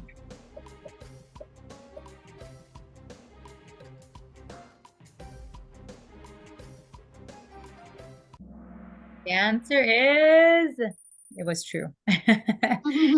And Ryan is still in the lead. Eduardo's not far behind though. All right, last question. The most popular Halloween song is in order from 1 to number 4. But these in order, guys. What is the most popular Halloween song? Put it in order from 1 to number 4. All right, we got 48 seconds. I used to remember this one. I always forget. Every year I forget. I don't know. Thriller. Ooh, Let's see. Time to warp from the Rocky Horror Picture Show. Monster Mash. This is Halloween from the Nightmare Before Christmas. I like all of them. I wouldn't even know. I know which one it is, but I'm not gonna say it yet. Let's see if I'm right. I know what I like, but I think these are all good ones. Yeah, which one's the most number popular? one to me. Let's see. Stormy. I agree, Stormy with you, Stormy Rachel. I know what she's saying. I'm gonna hear these on tomorrow, all week, all Saturday, as we play lots of Halloween cons. Let's All see. right. Hey, okay, Monster Thriller. Monster Mash Thriller. This is Halloween. And Time Warp from Rocky Horror. Wow. Okay. Which So one Monster is it? Mash was number Oh, 1. wow. All Very right. good. And the winners are third Yes. place, Eduardo. Second place, Ryan. Oh no, who's won? Who got first place? Who won? Paris. Oh, where did Paris come Yay! from? Out of nowhere. Yay! That's very good, guys. job. Okay, we got Amazon gift cards for each one of you. All right, each one of you will receive an Amazon gift card. Thank you so much for playing. You guys did an awesome job. All right, now that was fun, guys. $20, everyone. Yes, good job, good job. All right, we're going to take it on over to our closing remarks, our wonderful words of wisdom from Lily Trujillo Puckett. Over to you. Oh, thank you. Oh my, well, you guys just did amazing. I am very, very, very happy of seeing how many people. We got 193 participants. You guys were so engaged. I was just checking everyone here. I want to thank you for allowing us to share our stories because they mean the world to us, for allowing the presenters to share their knowledge for your future driving. So this is what I like to say to all of you. Driving is a powerful freedom, but with it comes responsibility. Every choice you make behind the wheel impacts not only your life, but the lives of others. Choose safety over speed, focus over thrill, and responsibility over recklessness. Like texting and driving under the influence, or being emotionally or angry. Make choices that protect you and your friends. Remember, the roads are meant for us for a journey. Remember always that you want to make it home safe. The road will take you home. Please don't race. Let the steering wheel take you to school. Let the steering wheel take you to your friend's house, to the movies, maybe to work when you start working, right? We ask you today to live for Val, to live for Betty, to live for Allie, live what they couldn't live. I want you guys to make your dreams come true. Drive safe, drive smart, and make it home safe every day. Thank you. All right. And then we have thank you so much, Lily, and thank you for your words of wisdom. Now we do have an evaluation. Before I get that, you guys will all receive a gift card, the $10 Chick-fil-A gift card for participating in today's event. The Amazon gift cards are going to go to those of you that won first, second, and third place for playing the Kahoot game. So just want to be clear, you guys will all be receiving the $10 Chick-fil-A gift card. And now we have an evaluation. We want you guys to fill out the evaluation. It is on the screen. Everybody, if you guys could please complete the evaluation, that helps us understand how we did today. We want to hear from you. We want to know, did you enjoy this session? What did you guys think? Let us know. Please take some time to complete the evaluation. Once you complete the evaluation, you will receive your $10 Chick-fil-A gift card. So we need to make sure you guys complete the evaluation. And so we're going to give you good time to go ahead and do that while we hang out with you guys as you fill it out. All right, Lily, I see you raising your hand. Yes, I want to remind all of those people that had registered for the Vals Respect the Road Scholarship. We will be checking that you took the Respect the Road Summit. You will be getting a story. Maybe you'll get Ali's story. Maybe you get Lori's story for Bethany, for Valentina. Maybe a story on takeovers. But you were getting a story with instructions on when to submit. When you have to submit, you have a week to submit your essay. And remember, it will go to the committee, and we're very excited about seeing all those amazing stories that you guys are going to send us. So we can go in the committee and make sure to see that if we can everybody, or we want everybody to get it, right, Lori? We want everybody to get the scholarship for free driving school. Yep, of course. That is our goal. As long as they fulfill all the requirements, your goal and my goal is to make sure everybody gets a scholarship. All right, everybody's doing great. Okay, everybody's filling it out. Awesome. Here Please, we can you make go. the poll to come up again? I can't see it again. That's the question, I'm sorry? Please, can you make the poll to come up again? Can't see the poll again. I didn't get. Yes, in the Oh, screen. It should be okay, on should your we? screen. And let me try to get you a code as well. Okay, yes, if anything, you'll get a code right now on the chat. Yes, you will receive the story in your email. And then you have a week to email back your essay. So there's a QR code up on the screen that'll Oh, take you great. now as well. That is great. I can do that. I learn everything. Every day I'm learning something.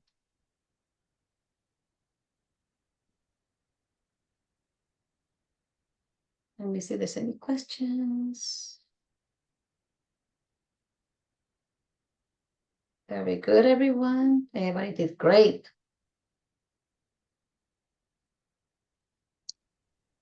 All right. There's Yeah, a question. greetings to you. Please, I have a question. Go ahead, Paul. All right, you said when you fill the poll, you're gonna get a gift card. Yes, the $10 All right. gift. That is for the teens. All of the teens that are participating will receive a $10 Chick-fil-A gift card. Just got to fill out the evaluation. Please, can you do us a favor and drop the poll in the comment section? Dina, is it in the comment section? I can Is only it there? share it up on the screen as a QR code. Okay, so if you have your phone, Paul, on the screen, go ahead and use your camera for this QR code and it'll take you to the evaluation. Okay.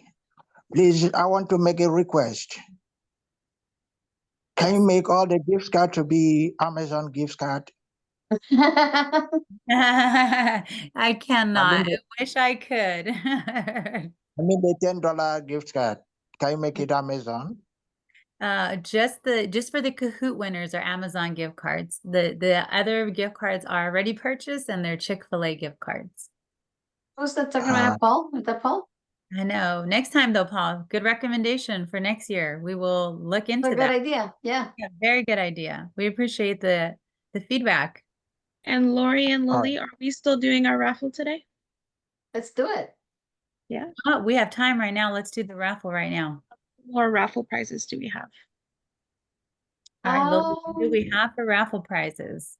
Let's go. What do you think, Lori? Should we go ahead and we could? This is really like spontaneous. You want to do a couple of them or three or how many? What do you think, Lori? I'm okay with We whatever. can raffle up in the meantime, maybe some more Amazon gift cards, maybe? I How think about two we more? What have- do you think? I think we have, how many more do we have left, Dina? Is it 4 more? So it says that we have 4 Amazon gift cards, but I'm not sure if that was. Let's do a raffle. raffle. Let's do some more Amazon gift cards. So do we want to do 4? Do 4. Let's do 4. Yes. All right. I'm going to go Here ahead we and go, everyone. In the meantime, oh, I love this. All right. Okay, we're Go gonna ahead. Ready, get everyone? more Amazon gift cards, okay?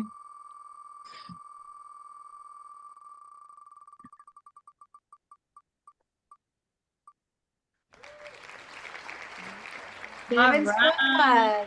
right. You are getting an Amazon gift card. Is Kelvin here? Calvin, are you on? Can we get a woo woo, Calvin? Come on, Kelvin, just give us a thumbs up. If you are not here, we will not be able to give you the winning gift card. You He's can go not ahead and put it. here. Okay, let's do it again. All Okay. right.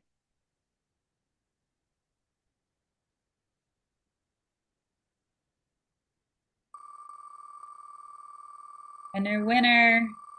Chicken dinner. Literally, Chick-fil-A. Let's see, I'm curious. Duke Steve. Duke Steven. Now let's Okay, make sure. Duke, give us a thumbs up. Oh my God, he's not here either. Oh, if Yep. someone, I Nope. don't think Let's I keep see his going. name right here. I think Let's someone. do it again. Maybe they're the people that actually didn't show. Let's see. I can actually check. It shows that he's here still. Oh, really? Can you message us in the chat? Let us know you're here. All right, Duke, it shows you're here. And I see him. Maybe Oh, he's you doing do? something. I do, Oh, good. I do see him, but I don't hear from him. Yeah, thumbs up, but I don't know if it's from him. Nope. Should we spin again? Let's Someone do it has their again. hand up. Okay, Let's let's spin go ahead again. again. And again.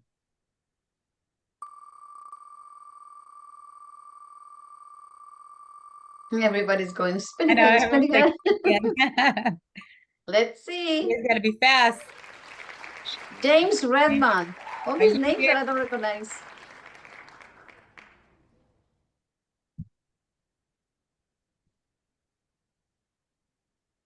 All right, James, are James, you if you're in the here? chat.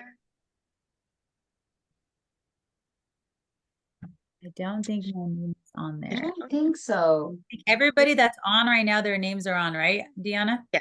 Yes. If you're Well, on the there's call some, right name, your name will be on there. there is some people that are saying You're not going they- to be able to see it on the right-hand side because there's a lot of names, but they're there. Oh, see, okay, so don't worry, everyone. Let's do it again. Spin again. Is here. You guys got to be quick and let us know that you're here, okay?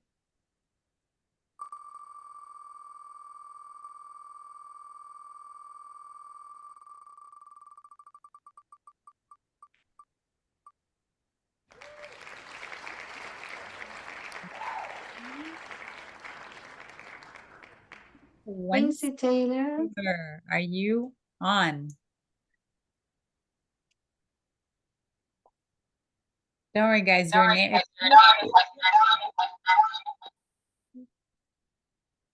Was that Quincy? Quincy still shows here. Can you type in the chat, Quincy, if you're still here? I see the name. I see the name. You do? I see. Yeah, I can see. I could see Quincy, but I don't.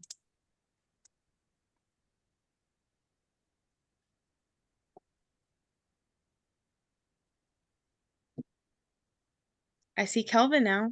Calvin's there. All right, Calvin. We're gonna have to give it to Calvin. Calvin's there. Okay. That's one. Let's give one to Calvin. Thank you, Calvin. That's one. I haven't heard from any of our other winners, so let's go ahead and do it again. Spin again. Calvin.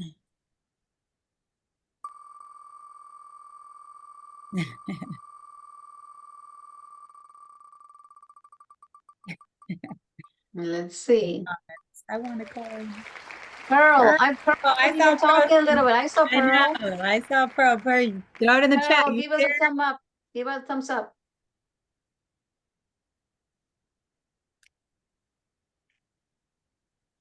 Yay! Yay! All right, Pearl, you got a gift card, Amazon gift card. All right, let's spin again. We have 2 more gift cards to give away.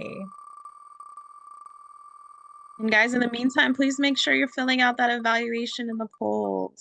Yes, get the evaluation done to get your $10 gift card. Anthony. All right, good job, Naomi. She's done. Anthony, are you with us? Where's our winner, Anthony? We need a thumbs up from you. Anthony answered. Anthony answered? Yay! All right. One Do you guys see? more gift card. Did Anthony put their hand up? I don't know. I didn't. I thought you said Anthony answered. No.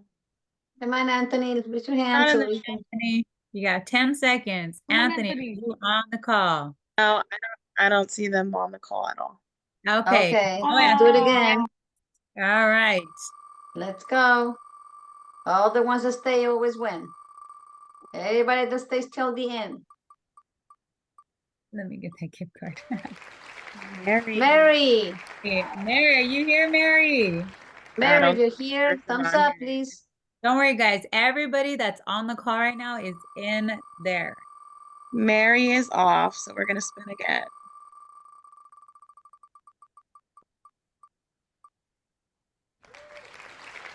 Leo. Leo. Okay, Leo, thumbs up. Leo's still on. Let's have you Yeah, go ahead. you Drop see in the Here, chat. Leo. We're gonna give you a gift card. Come on, Leo, give us a thumbs up. Say hello. Say I'm here. There He's he is. here. Yay! Good for Leo.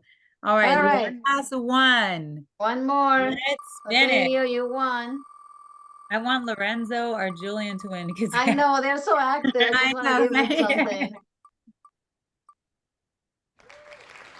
Charles, Charles Ben. are you here, Charles? Give us a thumbs up, a hello. No, Charles? No, Charles. One All more. right. Let's do it again. There's still Again. a chance.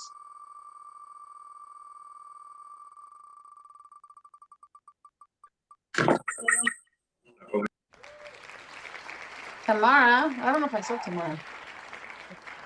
Are still on? Did you see it, Tamara?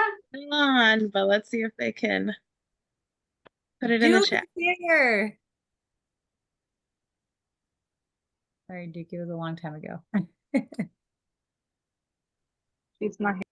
Is Tamara still here? There she is. Yay! All right, it's gonna go to Tamara.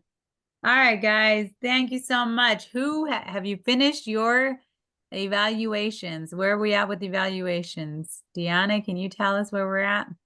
So we have 93 total responses. There's still 180 participants. So if you guys can please fill that out. That's how you're going to be able to get your Chick-fil-A gift card. Yes, finish the I'll go evaluation and you will and get a Chick-fil-A gift card. I will share Everybody this. gets a Chick-fil-A gift card for sure. $10 Chick-fil-A gift card. Julian, I think he had a question. I think I saw his hand up. He wanted a gift card. Oh. Who do you think, Lori, were most active out of everyone? Did you see a name? Had a lot of, Julian was very active. Me Lorenzo too. was very active. Julian and Lorenzo. We might I get a don't- surprise gift card. Oh no. You're welcome for the session. The QR code is not working for you? Here, let me try it. Let me see if I can do it. Somebody said the QR code's not working for them. Let's test it out. It The works. gift card is gonna be a for me. digital gift card, guys. We're gonna send it to you. We're gonna send to you to your email address. There we go. It worked for me. I think you got it. Make sure you do camera and you kind of zoom in, zoom out, and you click on it and take you to the evaluation.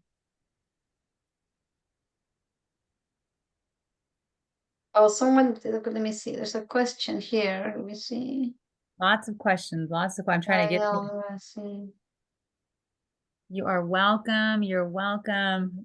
I really hope you guys use our tips today. All of our amazing speakers educated you guys and gave you a different perspective and getting you guys, those not driving yet, please use these stories to help educate yourselves. Those of you that are driving, please make sure you drive safe and you remember all of our stories.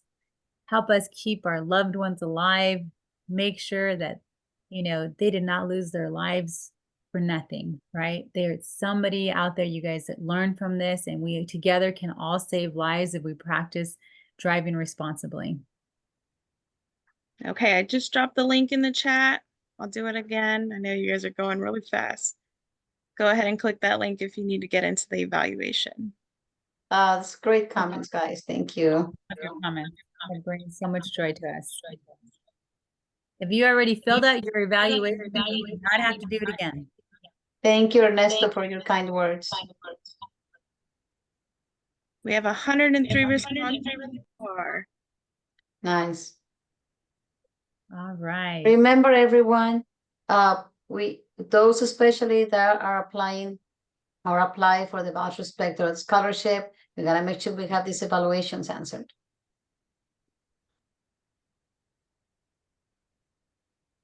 We'll be sending you guys instructions on how to complete the essays. So don't worry about that. We'll be sending that to you. You just got to finish this evaluation. I better get my gift card. You will finish the evaluation. You guys will get your gift cards. It will get it emailed to you guys. We get them over the weekend. We have You now are we gotta allowed to purchase leave. them. You have finished. Have a good evening. We're getting them on your email. Please check your spam. Brian Winbush has a question. Lily, I have a question. I'm interested in being SRK president or co-president Da Vinci. Bring it back. Oh my goodness, yes. Brian. All right, Brian emailed me. Excuse me, I have a question. yes, go ahead. Will the story be in your personal email or sorry, will the story be in our personal email or our school email? For the gift card? No, the story to Oh, get the the story. scholarship. Whatever you email that you applied for the scholarship, it'll be that email. I'm pretty sure it said to use my school email. Can I still change it or Yes, do why it? don't you give us email us, Lily? How do you want him to update that? Because I think when he registered for the scholarship, he said he used his school email and he wants it to go to his personal email. Okay, go ahead and text me personally right now, your email, and I'll keep it. You can message what it was to the name me. again? Yeah, To Lily. Lily. To Lily. Lily. To All right, me. thank you. Yeah, and I'll go ahead and check it. I'll check your name and I'll make sure I get your new email. So we All can. right, and thank you to our sponsors, Lily. Let's thank all of our sponsors. I'm going to let you name them all out. Oh my goodness, yes. Thank you so much. Thank you for the sponsors. Just so you know, guys, for the Chick-fil-A cars I buy the Automobile Club of Southern California, AAA. Janice Hans allows us to also to do this. So thank you so much, Janice Hans. Way more new partners also allowing us to continue our mission and be able to send you all those $20, Amazon gift cards. And of course, thank you, Safer with a Seatbelt. You are safer with a seatbelt from she was so sweet. Our keynote speaker was amazing. Coven Video Productions. Thank you so much, Coven Video Productions. You're one of our greatest sponsors, but helping us not only we're just doing all the videos for us, it's giving us credit and just helping us so much. Way more. Alice Way, thank you so much for being all the way here from Texas, California, Hawaii, Puerto Rodrigo Jimenez. Thank you so much. Out of all your busy time and you agreed to come and speak with the teams, we appreciate it. The Kiwanis International actually is the Torrance Kiwanis, guys, that they are one of our biggest sponsors as well. Janice Hunt, and of course, huge thank you to Connected to Lead, who are always not only speak, but are always the people behind the scenes, guys, that make all this happen. So thank you so much to Jen, to Diana, to everyone, and E for presenting that when you're angry. Lori, you did an amazing job as an MC today. I know we just threw it at you at the last minute. Look how great you did. So thank you, everyone. All right, guys, Okay. have a great night. If you have finished your evaluation, you may depart. For those of you that are not done, we will give you time to finish it because we want to make sure you get your Chick-fil-A gift card. And if you did apply for this VALS Respect the Road Scholarship, you have to have the evaluation completed to be able to participate in the scholarships. I'm just getting some who is the person that wanted me to give a different email? What's his name? Renee, Rene. I have a question. Yes. Could you guys explain the scholarship again? Yes, we can. Lily, did you want to do that? Or you want me to explain it? Can you do it in the meantime? I look for that email for Renee. Sorry. All right, so if you went online and registered at streetracinghills.org for the VALS Respect the Road Scholarship, then that is the very first part. Once that is completed, you will attend today's summit, which you have attended today, and complete the evaluation.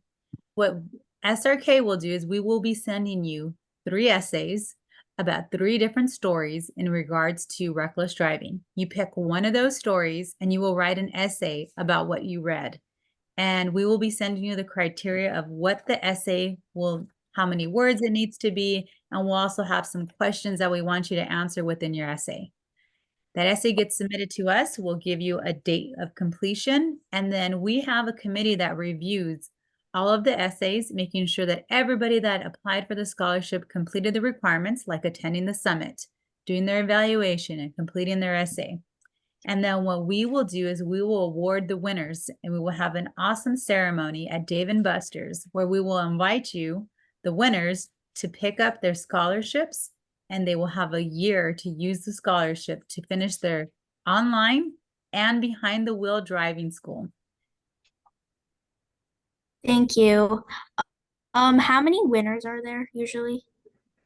As many as we want there to be. So Lily and I, if everyone that completes all the requirements, we always try to find funding for every single person that completed the scholarship. Last year, I think we gave out 60. How many did we give out last year? 40. Oh, 40. Okay, we have about 40 last year. So we had 40 people that completed everything, and we were able to award every single scholarship. Everybody that applied and completed all the requirements, we were able to award them a scholarship. So we try to find funding for everybody. Thank you. This was You're a very welcome. touching meeting. Thank you. And one thing, I just want to say, don't worry about making a very professional essay. We want you, when we send you the story, to speak from your heart. What did the story give you? So please, not ChatGPT allowed. So we just want to use your words. So what do you think about the story? It's really easy. There's no word minimum. What did you think about the respect the road event at the end, the last section? And just speak from your heart about the story. That's all we want to know. How it affected you. What would you do different? And we'll send you all those questions, so it'll be easy for you to, you have, like you said, you have a week after you get your story to go ahead and submit that and email it to us. So pretty easy, guys. We don't make it difficult. No. All right, how are we doing on the evaluations? We have 144 total responses. Nice. That's 144 Chick-fil-A gift cards. I have a question. Yes, go ahead, please. Is there like volunteer hours for this? No, right? Yes, no, yes, there you will be getting everybody will be getting service hours. For 2 hours? How long have we been in the thing? 6:27. So what is it? 2.5 hours. About 2.5 hours. Okay. You will get thank 2.5 hours. Uh-huh. You are welcome. Thank you. Great question. All right, then did you receive my email? Yes, and I said got it. All I right, then I'm answered good to you. go. You're Yep, good I to got go. it. Finish your All right, evaluation. thank You are you. good to go. RENERERIDA@gmail.com. Yeah. Yep, I got it. All right, Thank And you for then I'm good to go. today. you are good to go. You already fill out your evaluation. Yes, everybody that already filled out the All right, evaluation. If you then. don't have any questions, Have you a guys good are one. good to go. Thank you. Good night, everybody. Those that are done. Have a great Thank you, evening. Julian. I spoke to Julian's dad today. Oh, did you? Yes, like I heard that last name before. Oh no, Julian's mom is who I spoke to. I met them. We were able to register him. 150 responses now. Okay, we're almost there. Well, we had like 200 people, but I know we got a bunch of adults as well. Do you know how many teens we had? I don't have the. We're gonna check. I don't know how many. No, okay. I counted 193 people on That's here. amazing. We got up to 208 at one point. Awesome. And we do have some parents also, so no.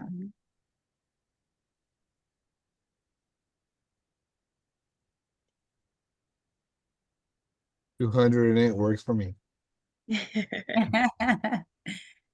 Oh, that was nice, Julian. He said, "Thank you for your service, Mr. Jimenez."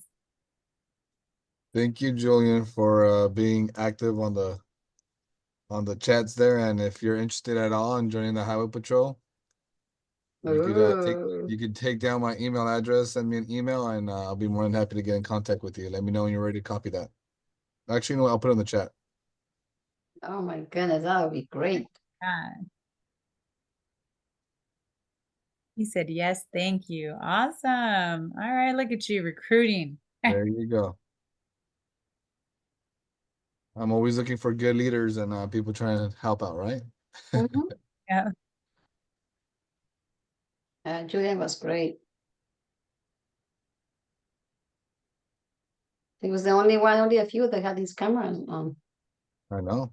I know. He was in it to win it. I loved it.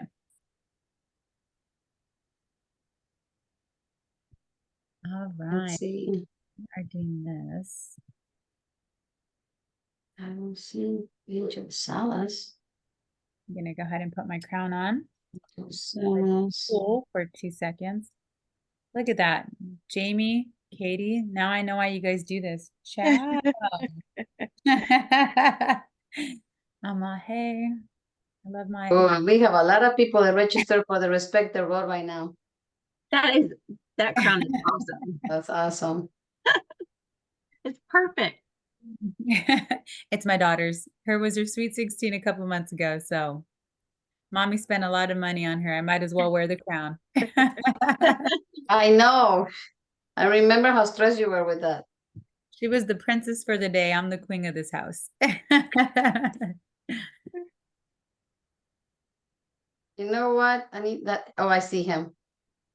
Angel Salas. I'm gonna put here that here. We'll get my crown soon too. Love it.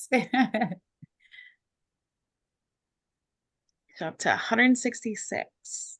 All right, looks like Angel needs to update their email also, Lily.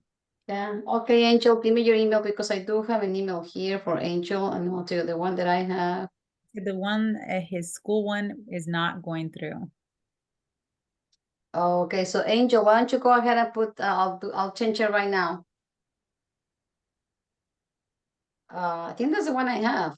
Those of you that won the prizes, you're gonna get an email, okay? You're gonna get email your gift certificates to you.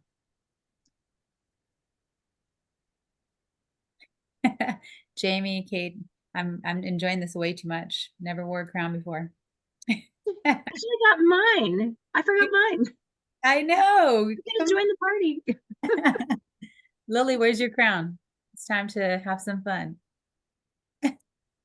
You see my little bitty crown? Oh, there It's it is. There it hilarious. is. Okay. My It's so tiny.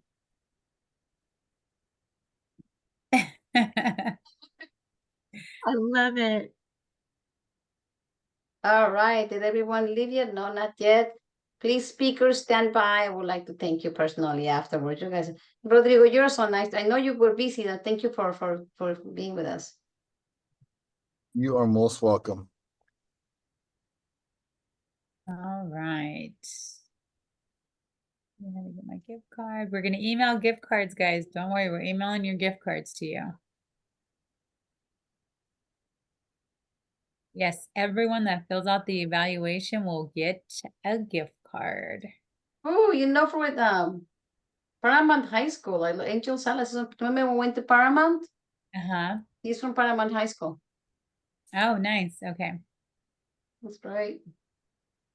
And then Renee, let me see Renee. Oh, you're gonna get your gift card emailed to you.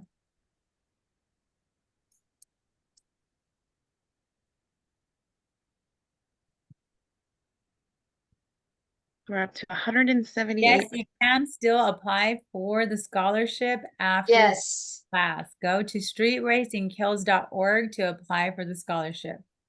Put it in the chat right now. Yeah, then they have to go to the hamburger and they just have to put program. It's on the programs.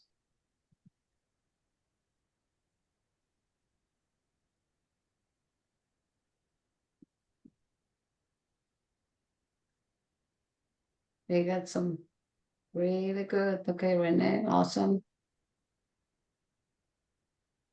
So we're up to 180 responses now. Oh, Yeah. good, I great. see about 97 in the room still. If you guys still need a few additional minutes to finish your evals, maybe if you guys can give us a thumbs up.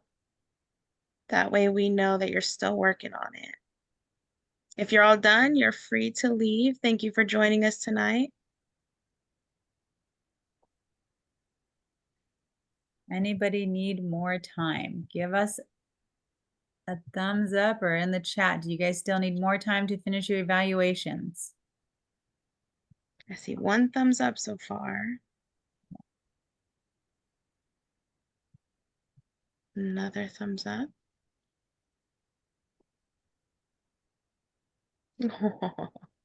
They said, you guys make me feel better. How sweet. All right, so I see a few additional thumbs up. All right. I'll give you the time. Oh, where I dropped my water bottle. I finished my water. My husband walked in and he was like, he's like, what kind of class are you giving? I was like, it's free racing, don't worry.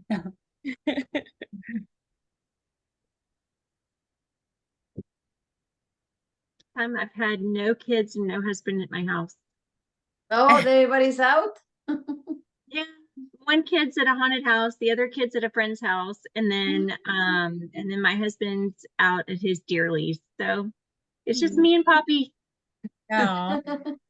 Well, My after that, dog. I'm going to a friend's house to help decorate for our annual Halloween party tomorrow. So tonight I will help her decorate and get ready for tomorrow. Fun. Yeah, my husband and I are going to be the what is it, Morticia, and I think Oh, that's perfect. what's the husband's name? Oh, I forget. Romeo? Is it something like Romeo or something like that? Homero. I just know him in Gomez. Spanish. Gomez. Oh my God. I already changed his I name. know. I know. I was like, no, it's not that. I know it's I'm Gomez. confused with the other one.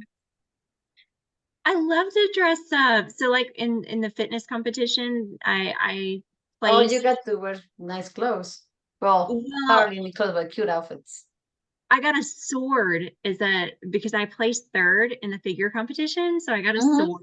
So I actually used it with my kids. We all dressed up as superheroes one year, and I did Wonder Woman, and I had my I was walking around the neighborhood in the Wonder Woman costume with the real life sword. My kids always tell me Well, every it came from some use.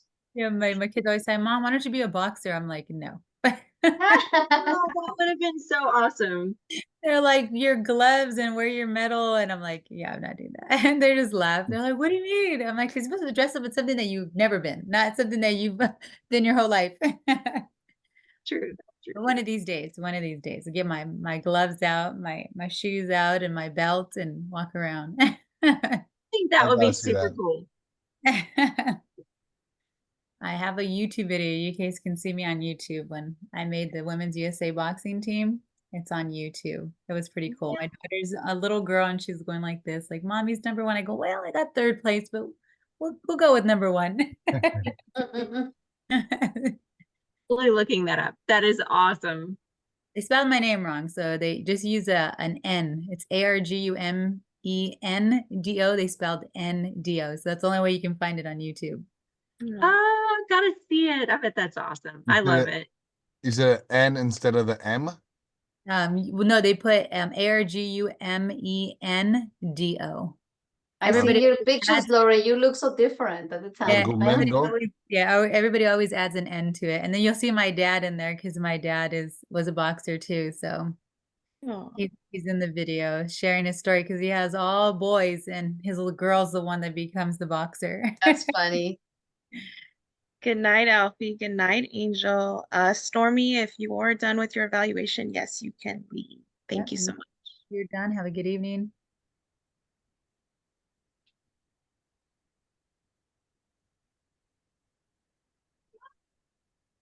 And we're up to 194. I'm not sure how many more we are looking. That was it, right? We had 196. We had up to 208 at one time, but we have 195 responses right now. And I know some of them for us as well, so I'm not sure. I think we might have everyone. And as they can actually still finish it even if we close it out, right?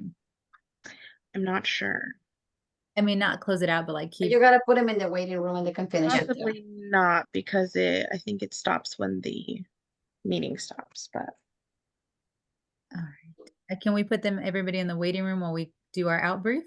And they'll still be able to. Okay. I don't know if they'll still be able to fill out the evaluation though. Oh, okay. It'll kind of kick them out. Anybody else still doing the evaluation? Give us a thumbs up. Is there anybody else still doing the evaluation before we put you guys in the waiting room? Yes, love. Hello. I don't see any response. Anybody else still doing the evaluation? Do you need more time to complete it? 1, 2. Okay. Good to know. Good to know. Don't want to get them kicked out. Okay, Joseph is still doing the evaluation.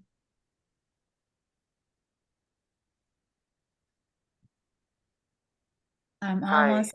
All right, no worries. We'll give you time. Just want to make sure.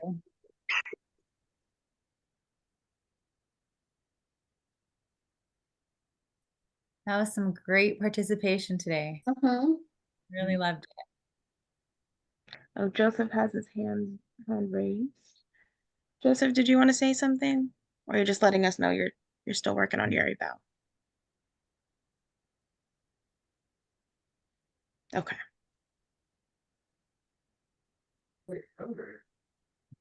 Thank you, Levi.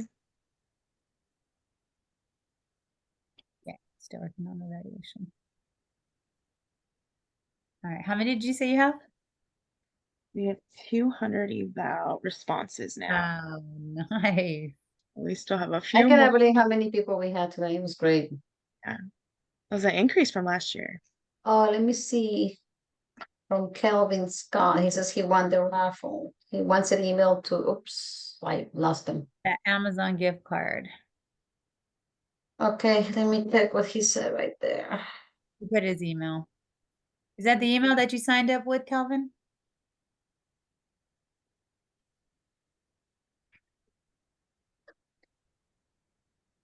Yes. That is the email you signed up with. You'll be good to go then. All right, you're good. We have it. Yes, the evaluation is different from the poll questions.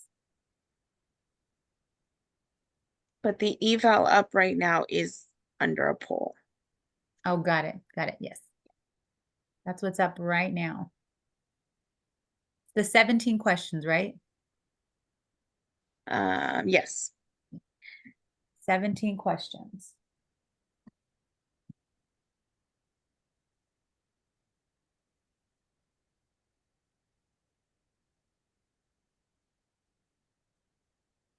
Yep, that's the one, Stormy. You done?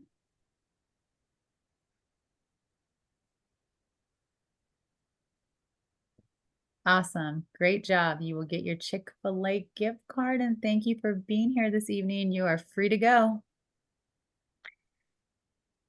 And Duke emailed or messaged at me directly saying he won the raffle. I know he didn't respond to us till a bit later, but he has an email address for us too. Kelvin? For So that- Duke? Oh, we had Pearl, Leo, and Tamara and Kelvin that won. I think Duke we had asked, but he didn't respond till way later. and what did he win? Which one? The raffle? The raffle, yeah. Remember, we didn't get a response. We had moved them. If you have an extra one, Yeah. okay. I gotta get all the names for the raffle winners when you guys have a chance. Can you give them to me, Diana? Yes. Okay.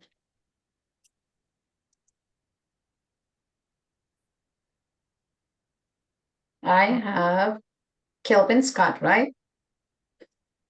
Yep. I'm messaging you right now. Oh, thank you.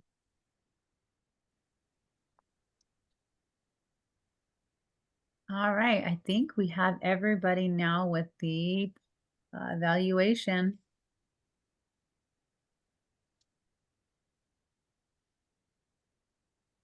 Bye-bye, guys. Thank you, thank you.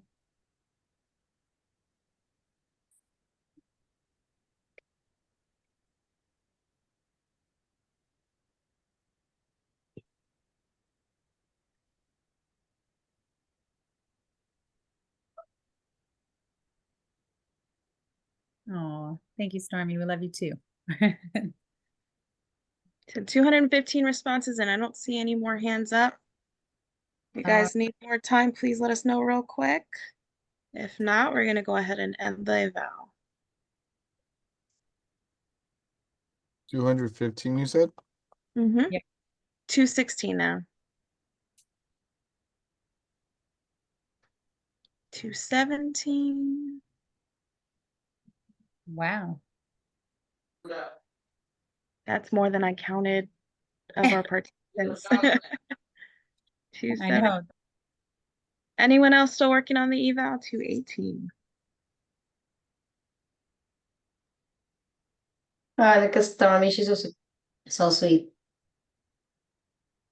Please send us a thumbs up if you still need more time. If not, So close. these are all the one, these all that you sent me, one, the Kahoot and the raffle? Those were just the raffle. Oh, okay. Kahoot, I will have to go back and look at the recording. I Yes, didn't you get can send it to me later, just email them. Okay, which one's also the raffle we had? Yeah, I was trying to. The You guys Kahoot. remember who won the Kahoot? I think it was Paris. Oh, for Kahoot, yeah. I I'm think trying to think. Stormy won, I think, also, didn't she? She won something, I remember. It I had to can't been remember. Kahoot because she didn't win the raffle. Yeah. Goodness, I we're up to think it's- 221. What? Wow. We had more than last year. Last year we had also like 200, but we ended up with a lot less with registers. This time we got a lot more people. Think that was Hi, last. Paul. Thank you. Thank you. I think we're ready to close it out. You got more than that we're even. I know.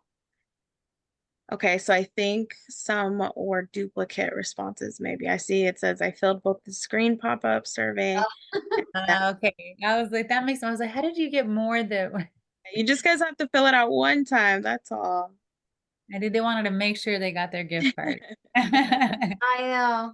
All right, everybody have a good night. Good night. We're closing out the evaluation. I got to get on the road soon. I have Okay, I'm a gonna go friend ahead and waiting for poll. first class and then decorations. I got Bye, two everyone. kids in the other room like, Mom, we're waiting. I have to go pick up again. There you go. Okay, I went ahead and ended the poll.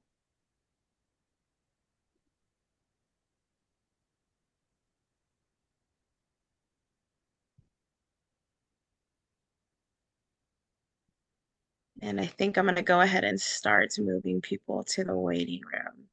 So thank you, everyone. Have a great night. Speakers and teams stay on. I'm going to go ahead and move our other students back to the waiting room. They can finish there. Yeah. Haven't left already. All right. I guess we can stop the share. Yes. Oh, it says from Stormy Rachel. I'm waiting for you guys to end the meeting. Blah, blah, blah. Okay. You're done, Stormy. Have a good night. Good night, Paul. Good night, Duke. Everybody's still on. Have a good evening, everybody. Thank you so much for joining us today.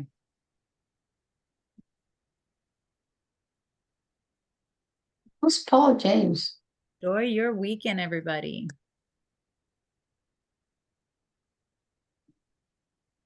Paul James, please don't forget my gift card. I know. I saw a lot of that.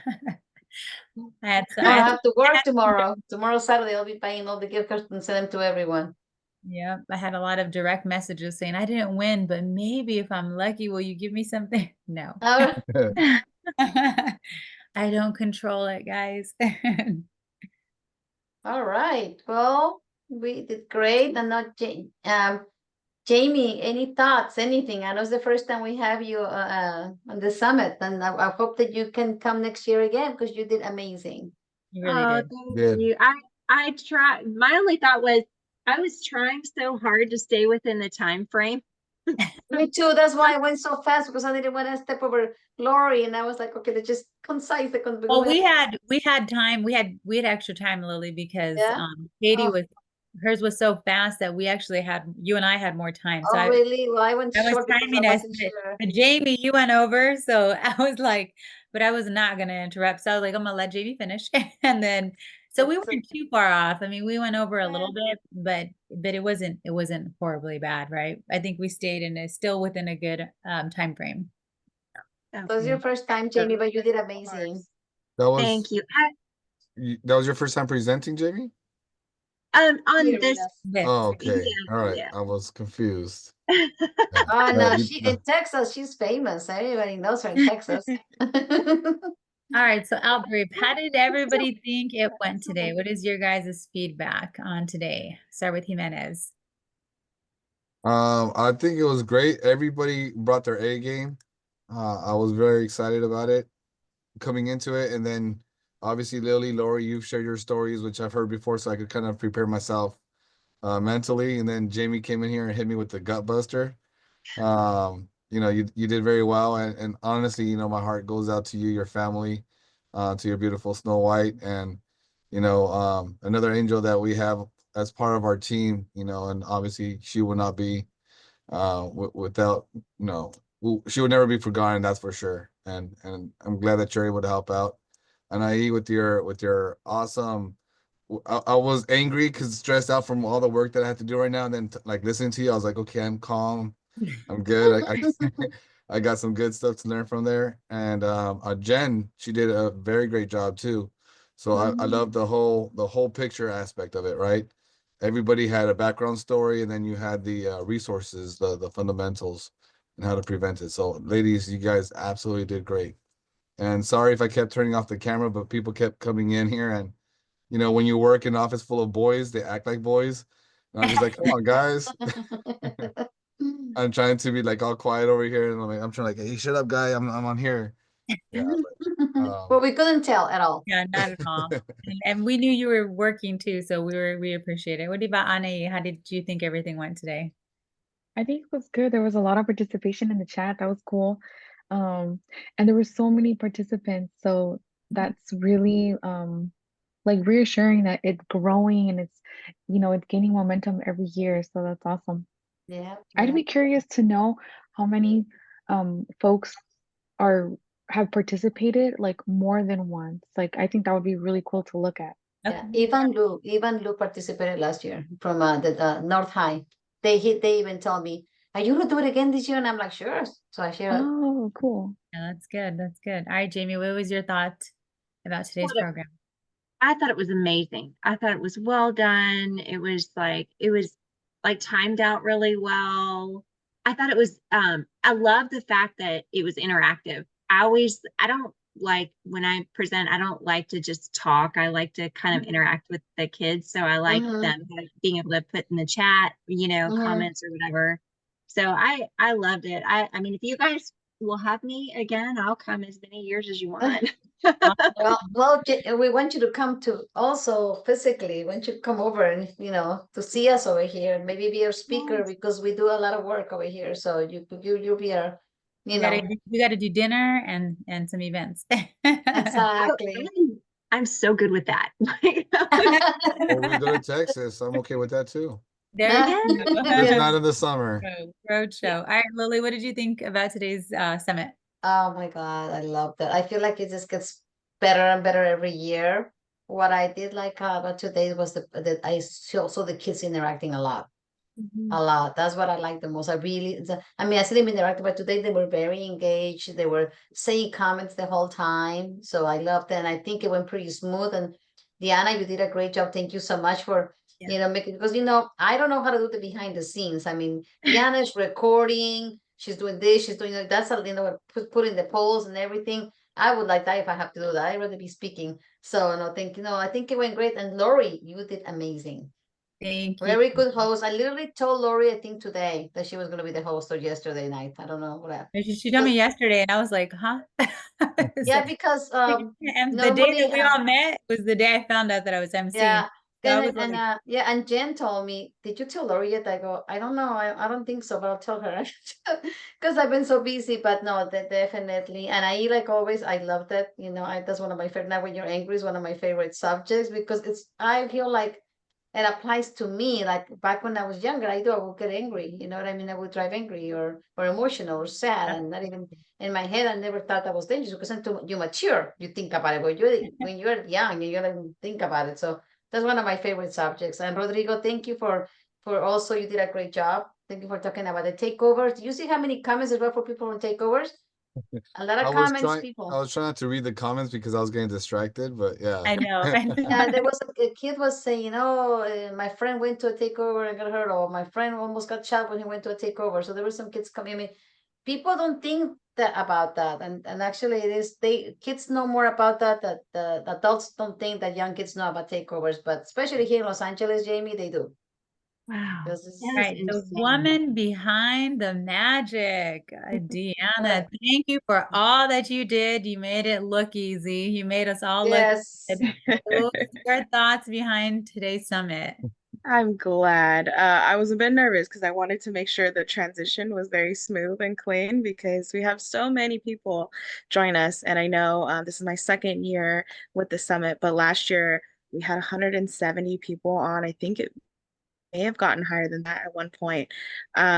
This year we've seen growth. There was over 200, and so I think we were able to roll with any technology issues. Everyone was really engaged, as always. All of our topics were amazing. All of our speakers shared really important stories that were impactful, and I think it had such a variety, right, of all the different areas that we need to be mindful of when we're driving. So yeah, I think again, the engagement, we had even kids saying, "Oh, do you want to meet up and we'll go to Chick-fil-A together?" And so they were talking back and forth to each other. So it was really great. Yeah, I did see I think that. You're everyone right. did a And good I'll job. give my evaluation of the summit. I did see the growth. I saw more participation.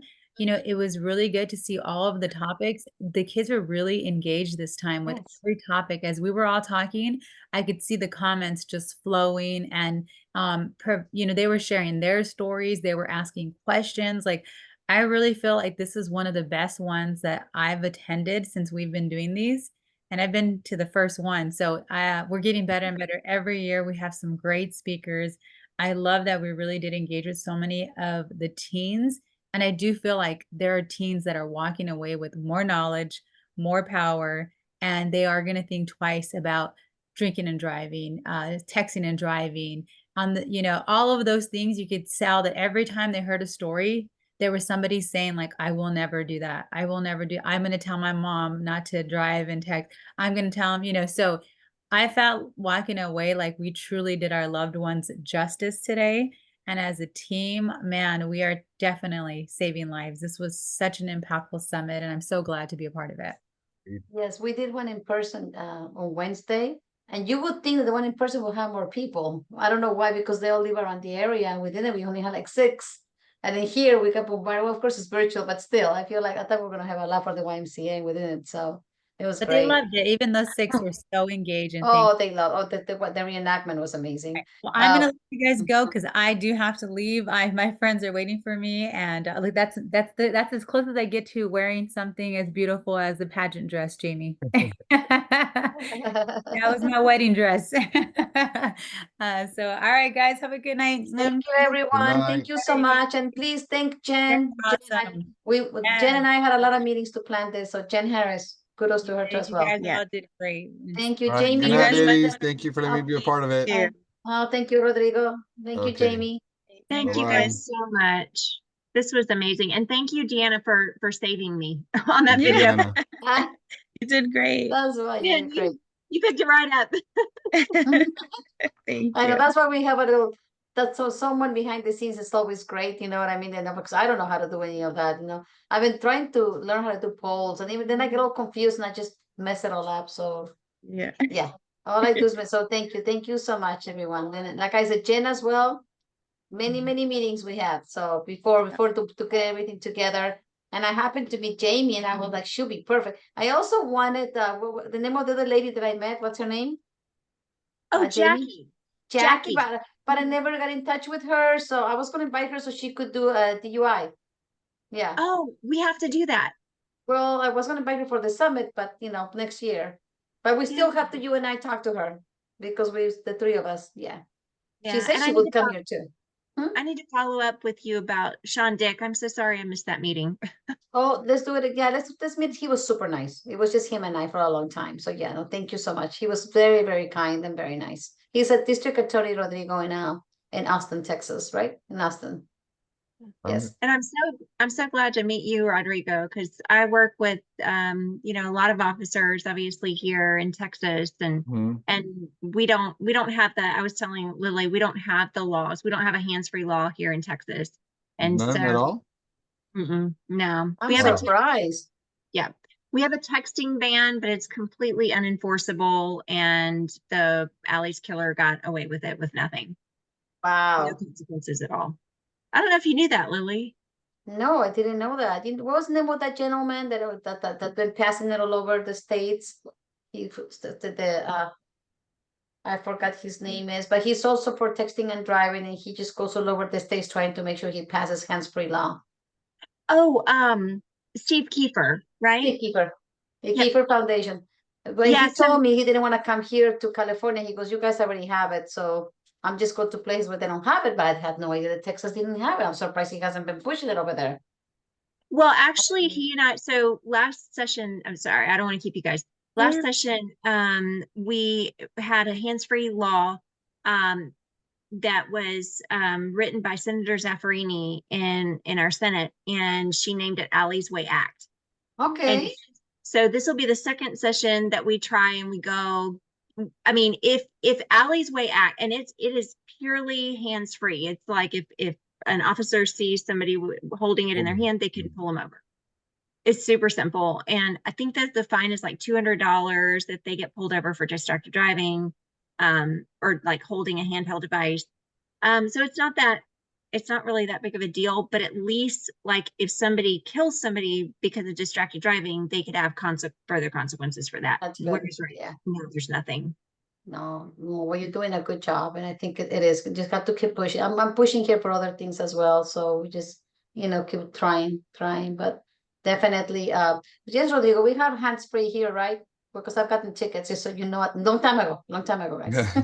Yeah, so it's funny you mentioned that, Jamie, because when they talked about incorporating that hands-free law, it was just literally just talking on a cell phone. And it was such a big topic. I remember it was saying like, oh, well, kids are distractions and radios, where are they going to draw the line and all that stuff. It was this big controversy. I started in the Highway Patrol in 2008, and in 2008 is when the cell phone law came into place. But it was only cell phone, talking on a cell phone.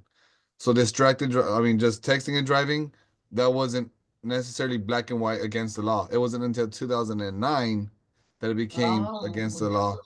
And then just recently, I can't remember when it was, maybe 2019, 2020, something like that. They made it where operating your phone at all, specifically, it has to be used in a hands-free manner. Because before people were saying, oh, I was using my maps. And depending on the judge, sometimes the judge would be like, oh, well, there's nothing wrong with that. It's not texting and it's not talking on the phone. Well, I was like, yeah, but it's still a distraction. You're still at a red light, even. So now it's if you have your phone in your hand and you're using it, that's the key word, is if you're using it. So again, if I have my phone in my hand and I'm doing this, but I don't see them actually manipulating their phone. I'm waiting until they actually do. But It's kind of shocking because I was on the freeway like recently, and I've noticed a lot of people like scrolling through their phone for like Yep. TikTok or Facebook, like that's a big not thing even, now. and It's it's huge. just so insane how many people are doing it, YouTube. as they're driving. Like, Yeah. It's ridiculous. There's a term for that. I forgot what it is called, but when people are like actually YouTubing and driving, I don't remember the term. I call it distracted driving, so it don't matter. But yeah, you see that, and then it irritates me that at a red light or stop and go traffic, because Jamie, we have a lot of traffic out here in California. Like you'll see that cars don't move forward. They just stop there, and then you drive up beside them to see who the dummy is, and you see them and they're just on their phone. And then they look up and then they accelerate. So they're causing traffic and everything like that. Yeah. But I'm surprised Texas has not. I know, I'll me too. I warn was very surprised that you're telling me that Yeah. right now. I'll Yeah. warn you, Texas is really bad, really bad.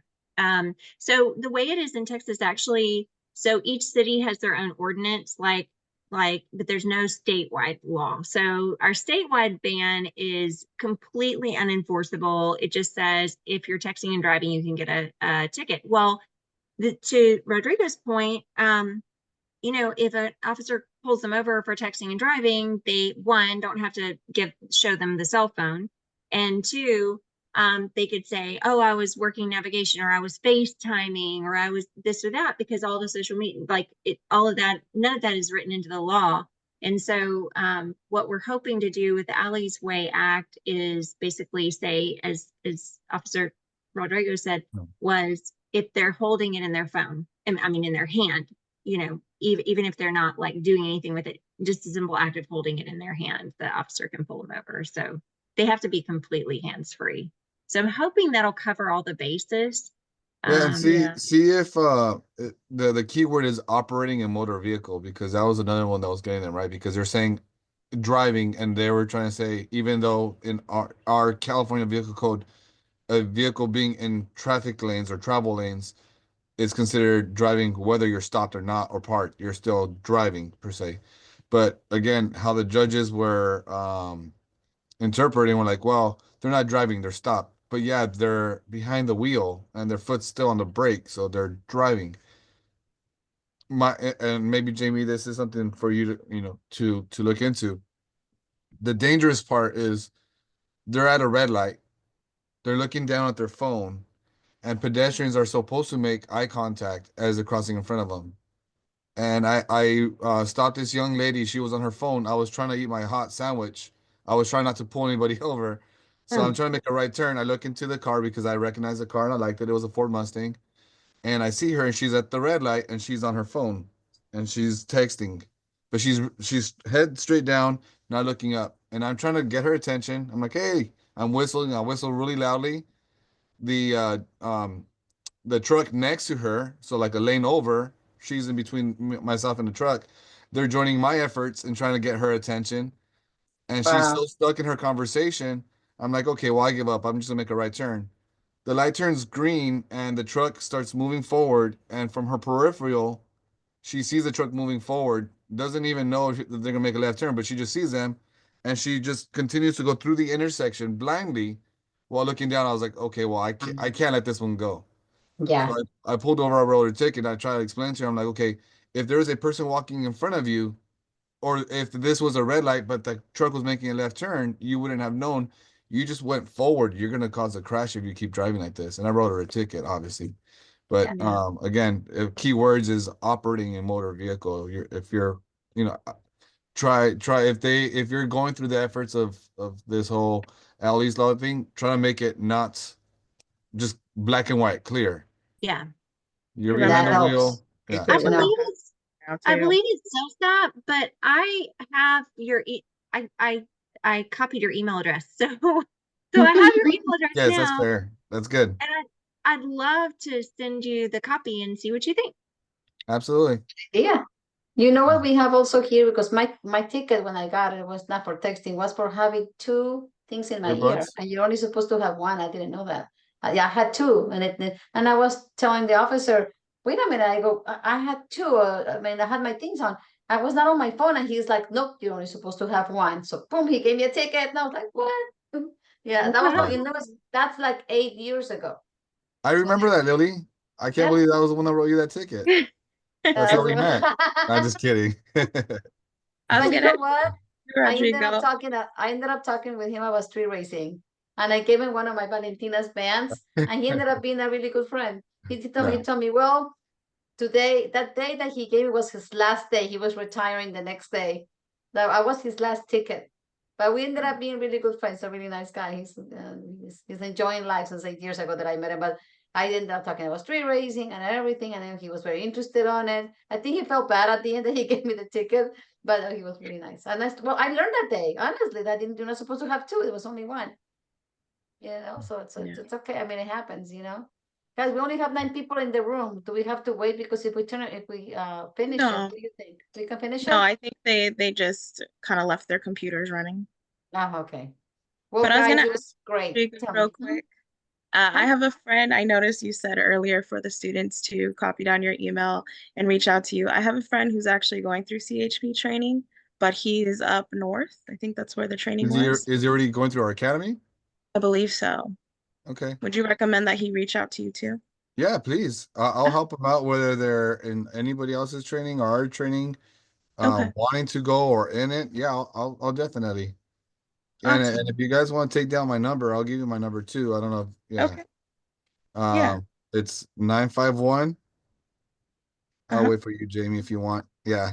This is my personal cell phone. This isn't my work number. It's 951 is the area code. 966 2229. Okay. Awesome. Perfect. Yeah, and just That's whoever it awesome. is, have them send me a text message, just so that I kind of already know who I'm dealing with. And then more than Okay. likely I'll reply with a phone call because I'm short on time and I'm better phone call. Yeah.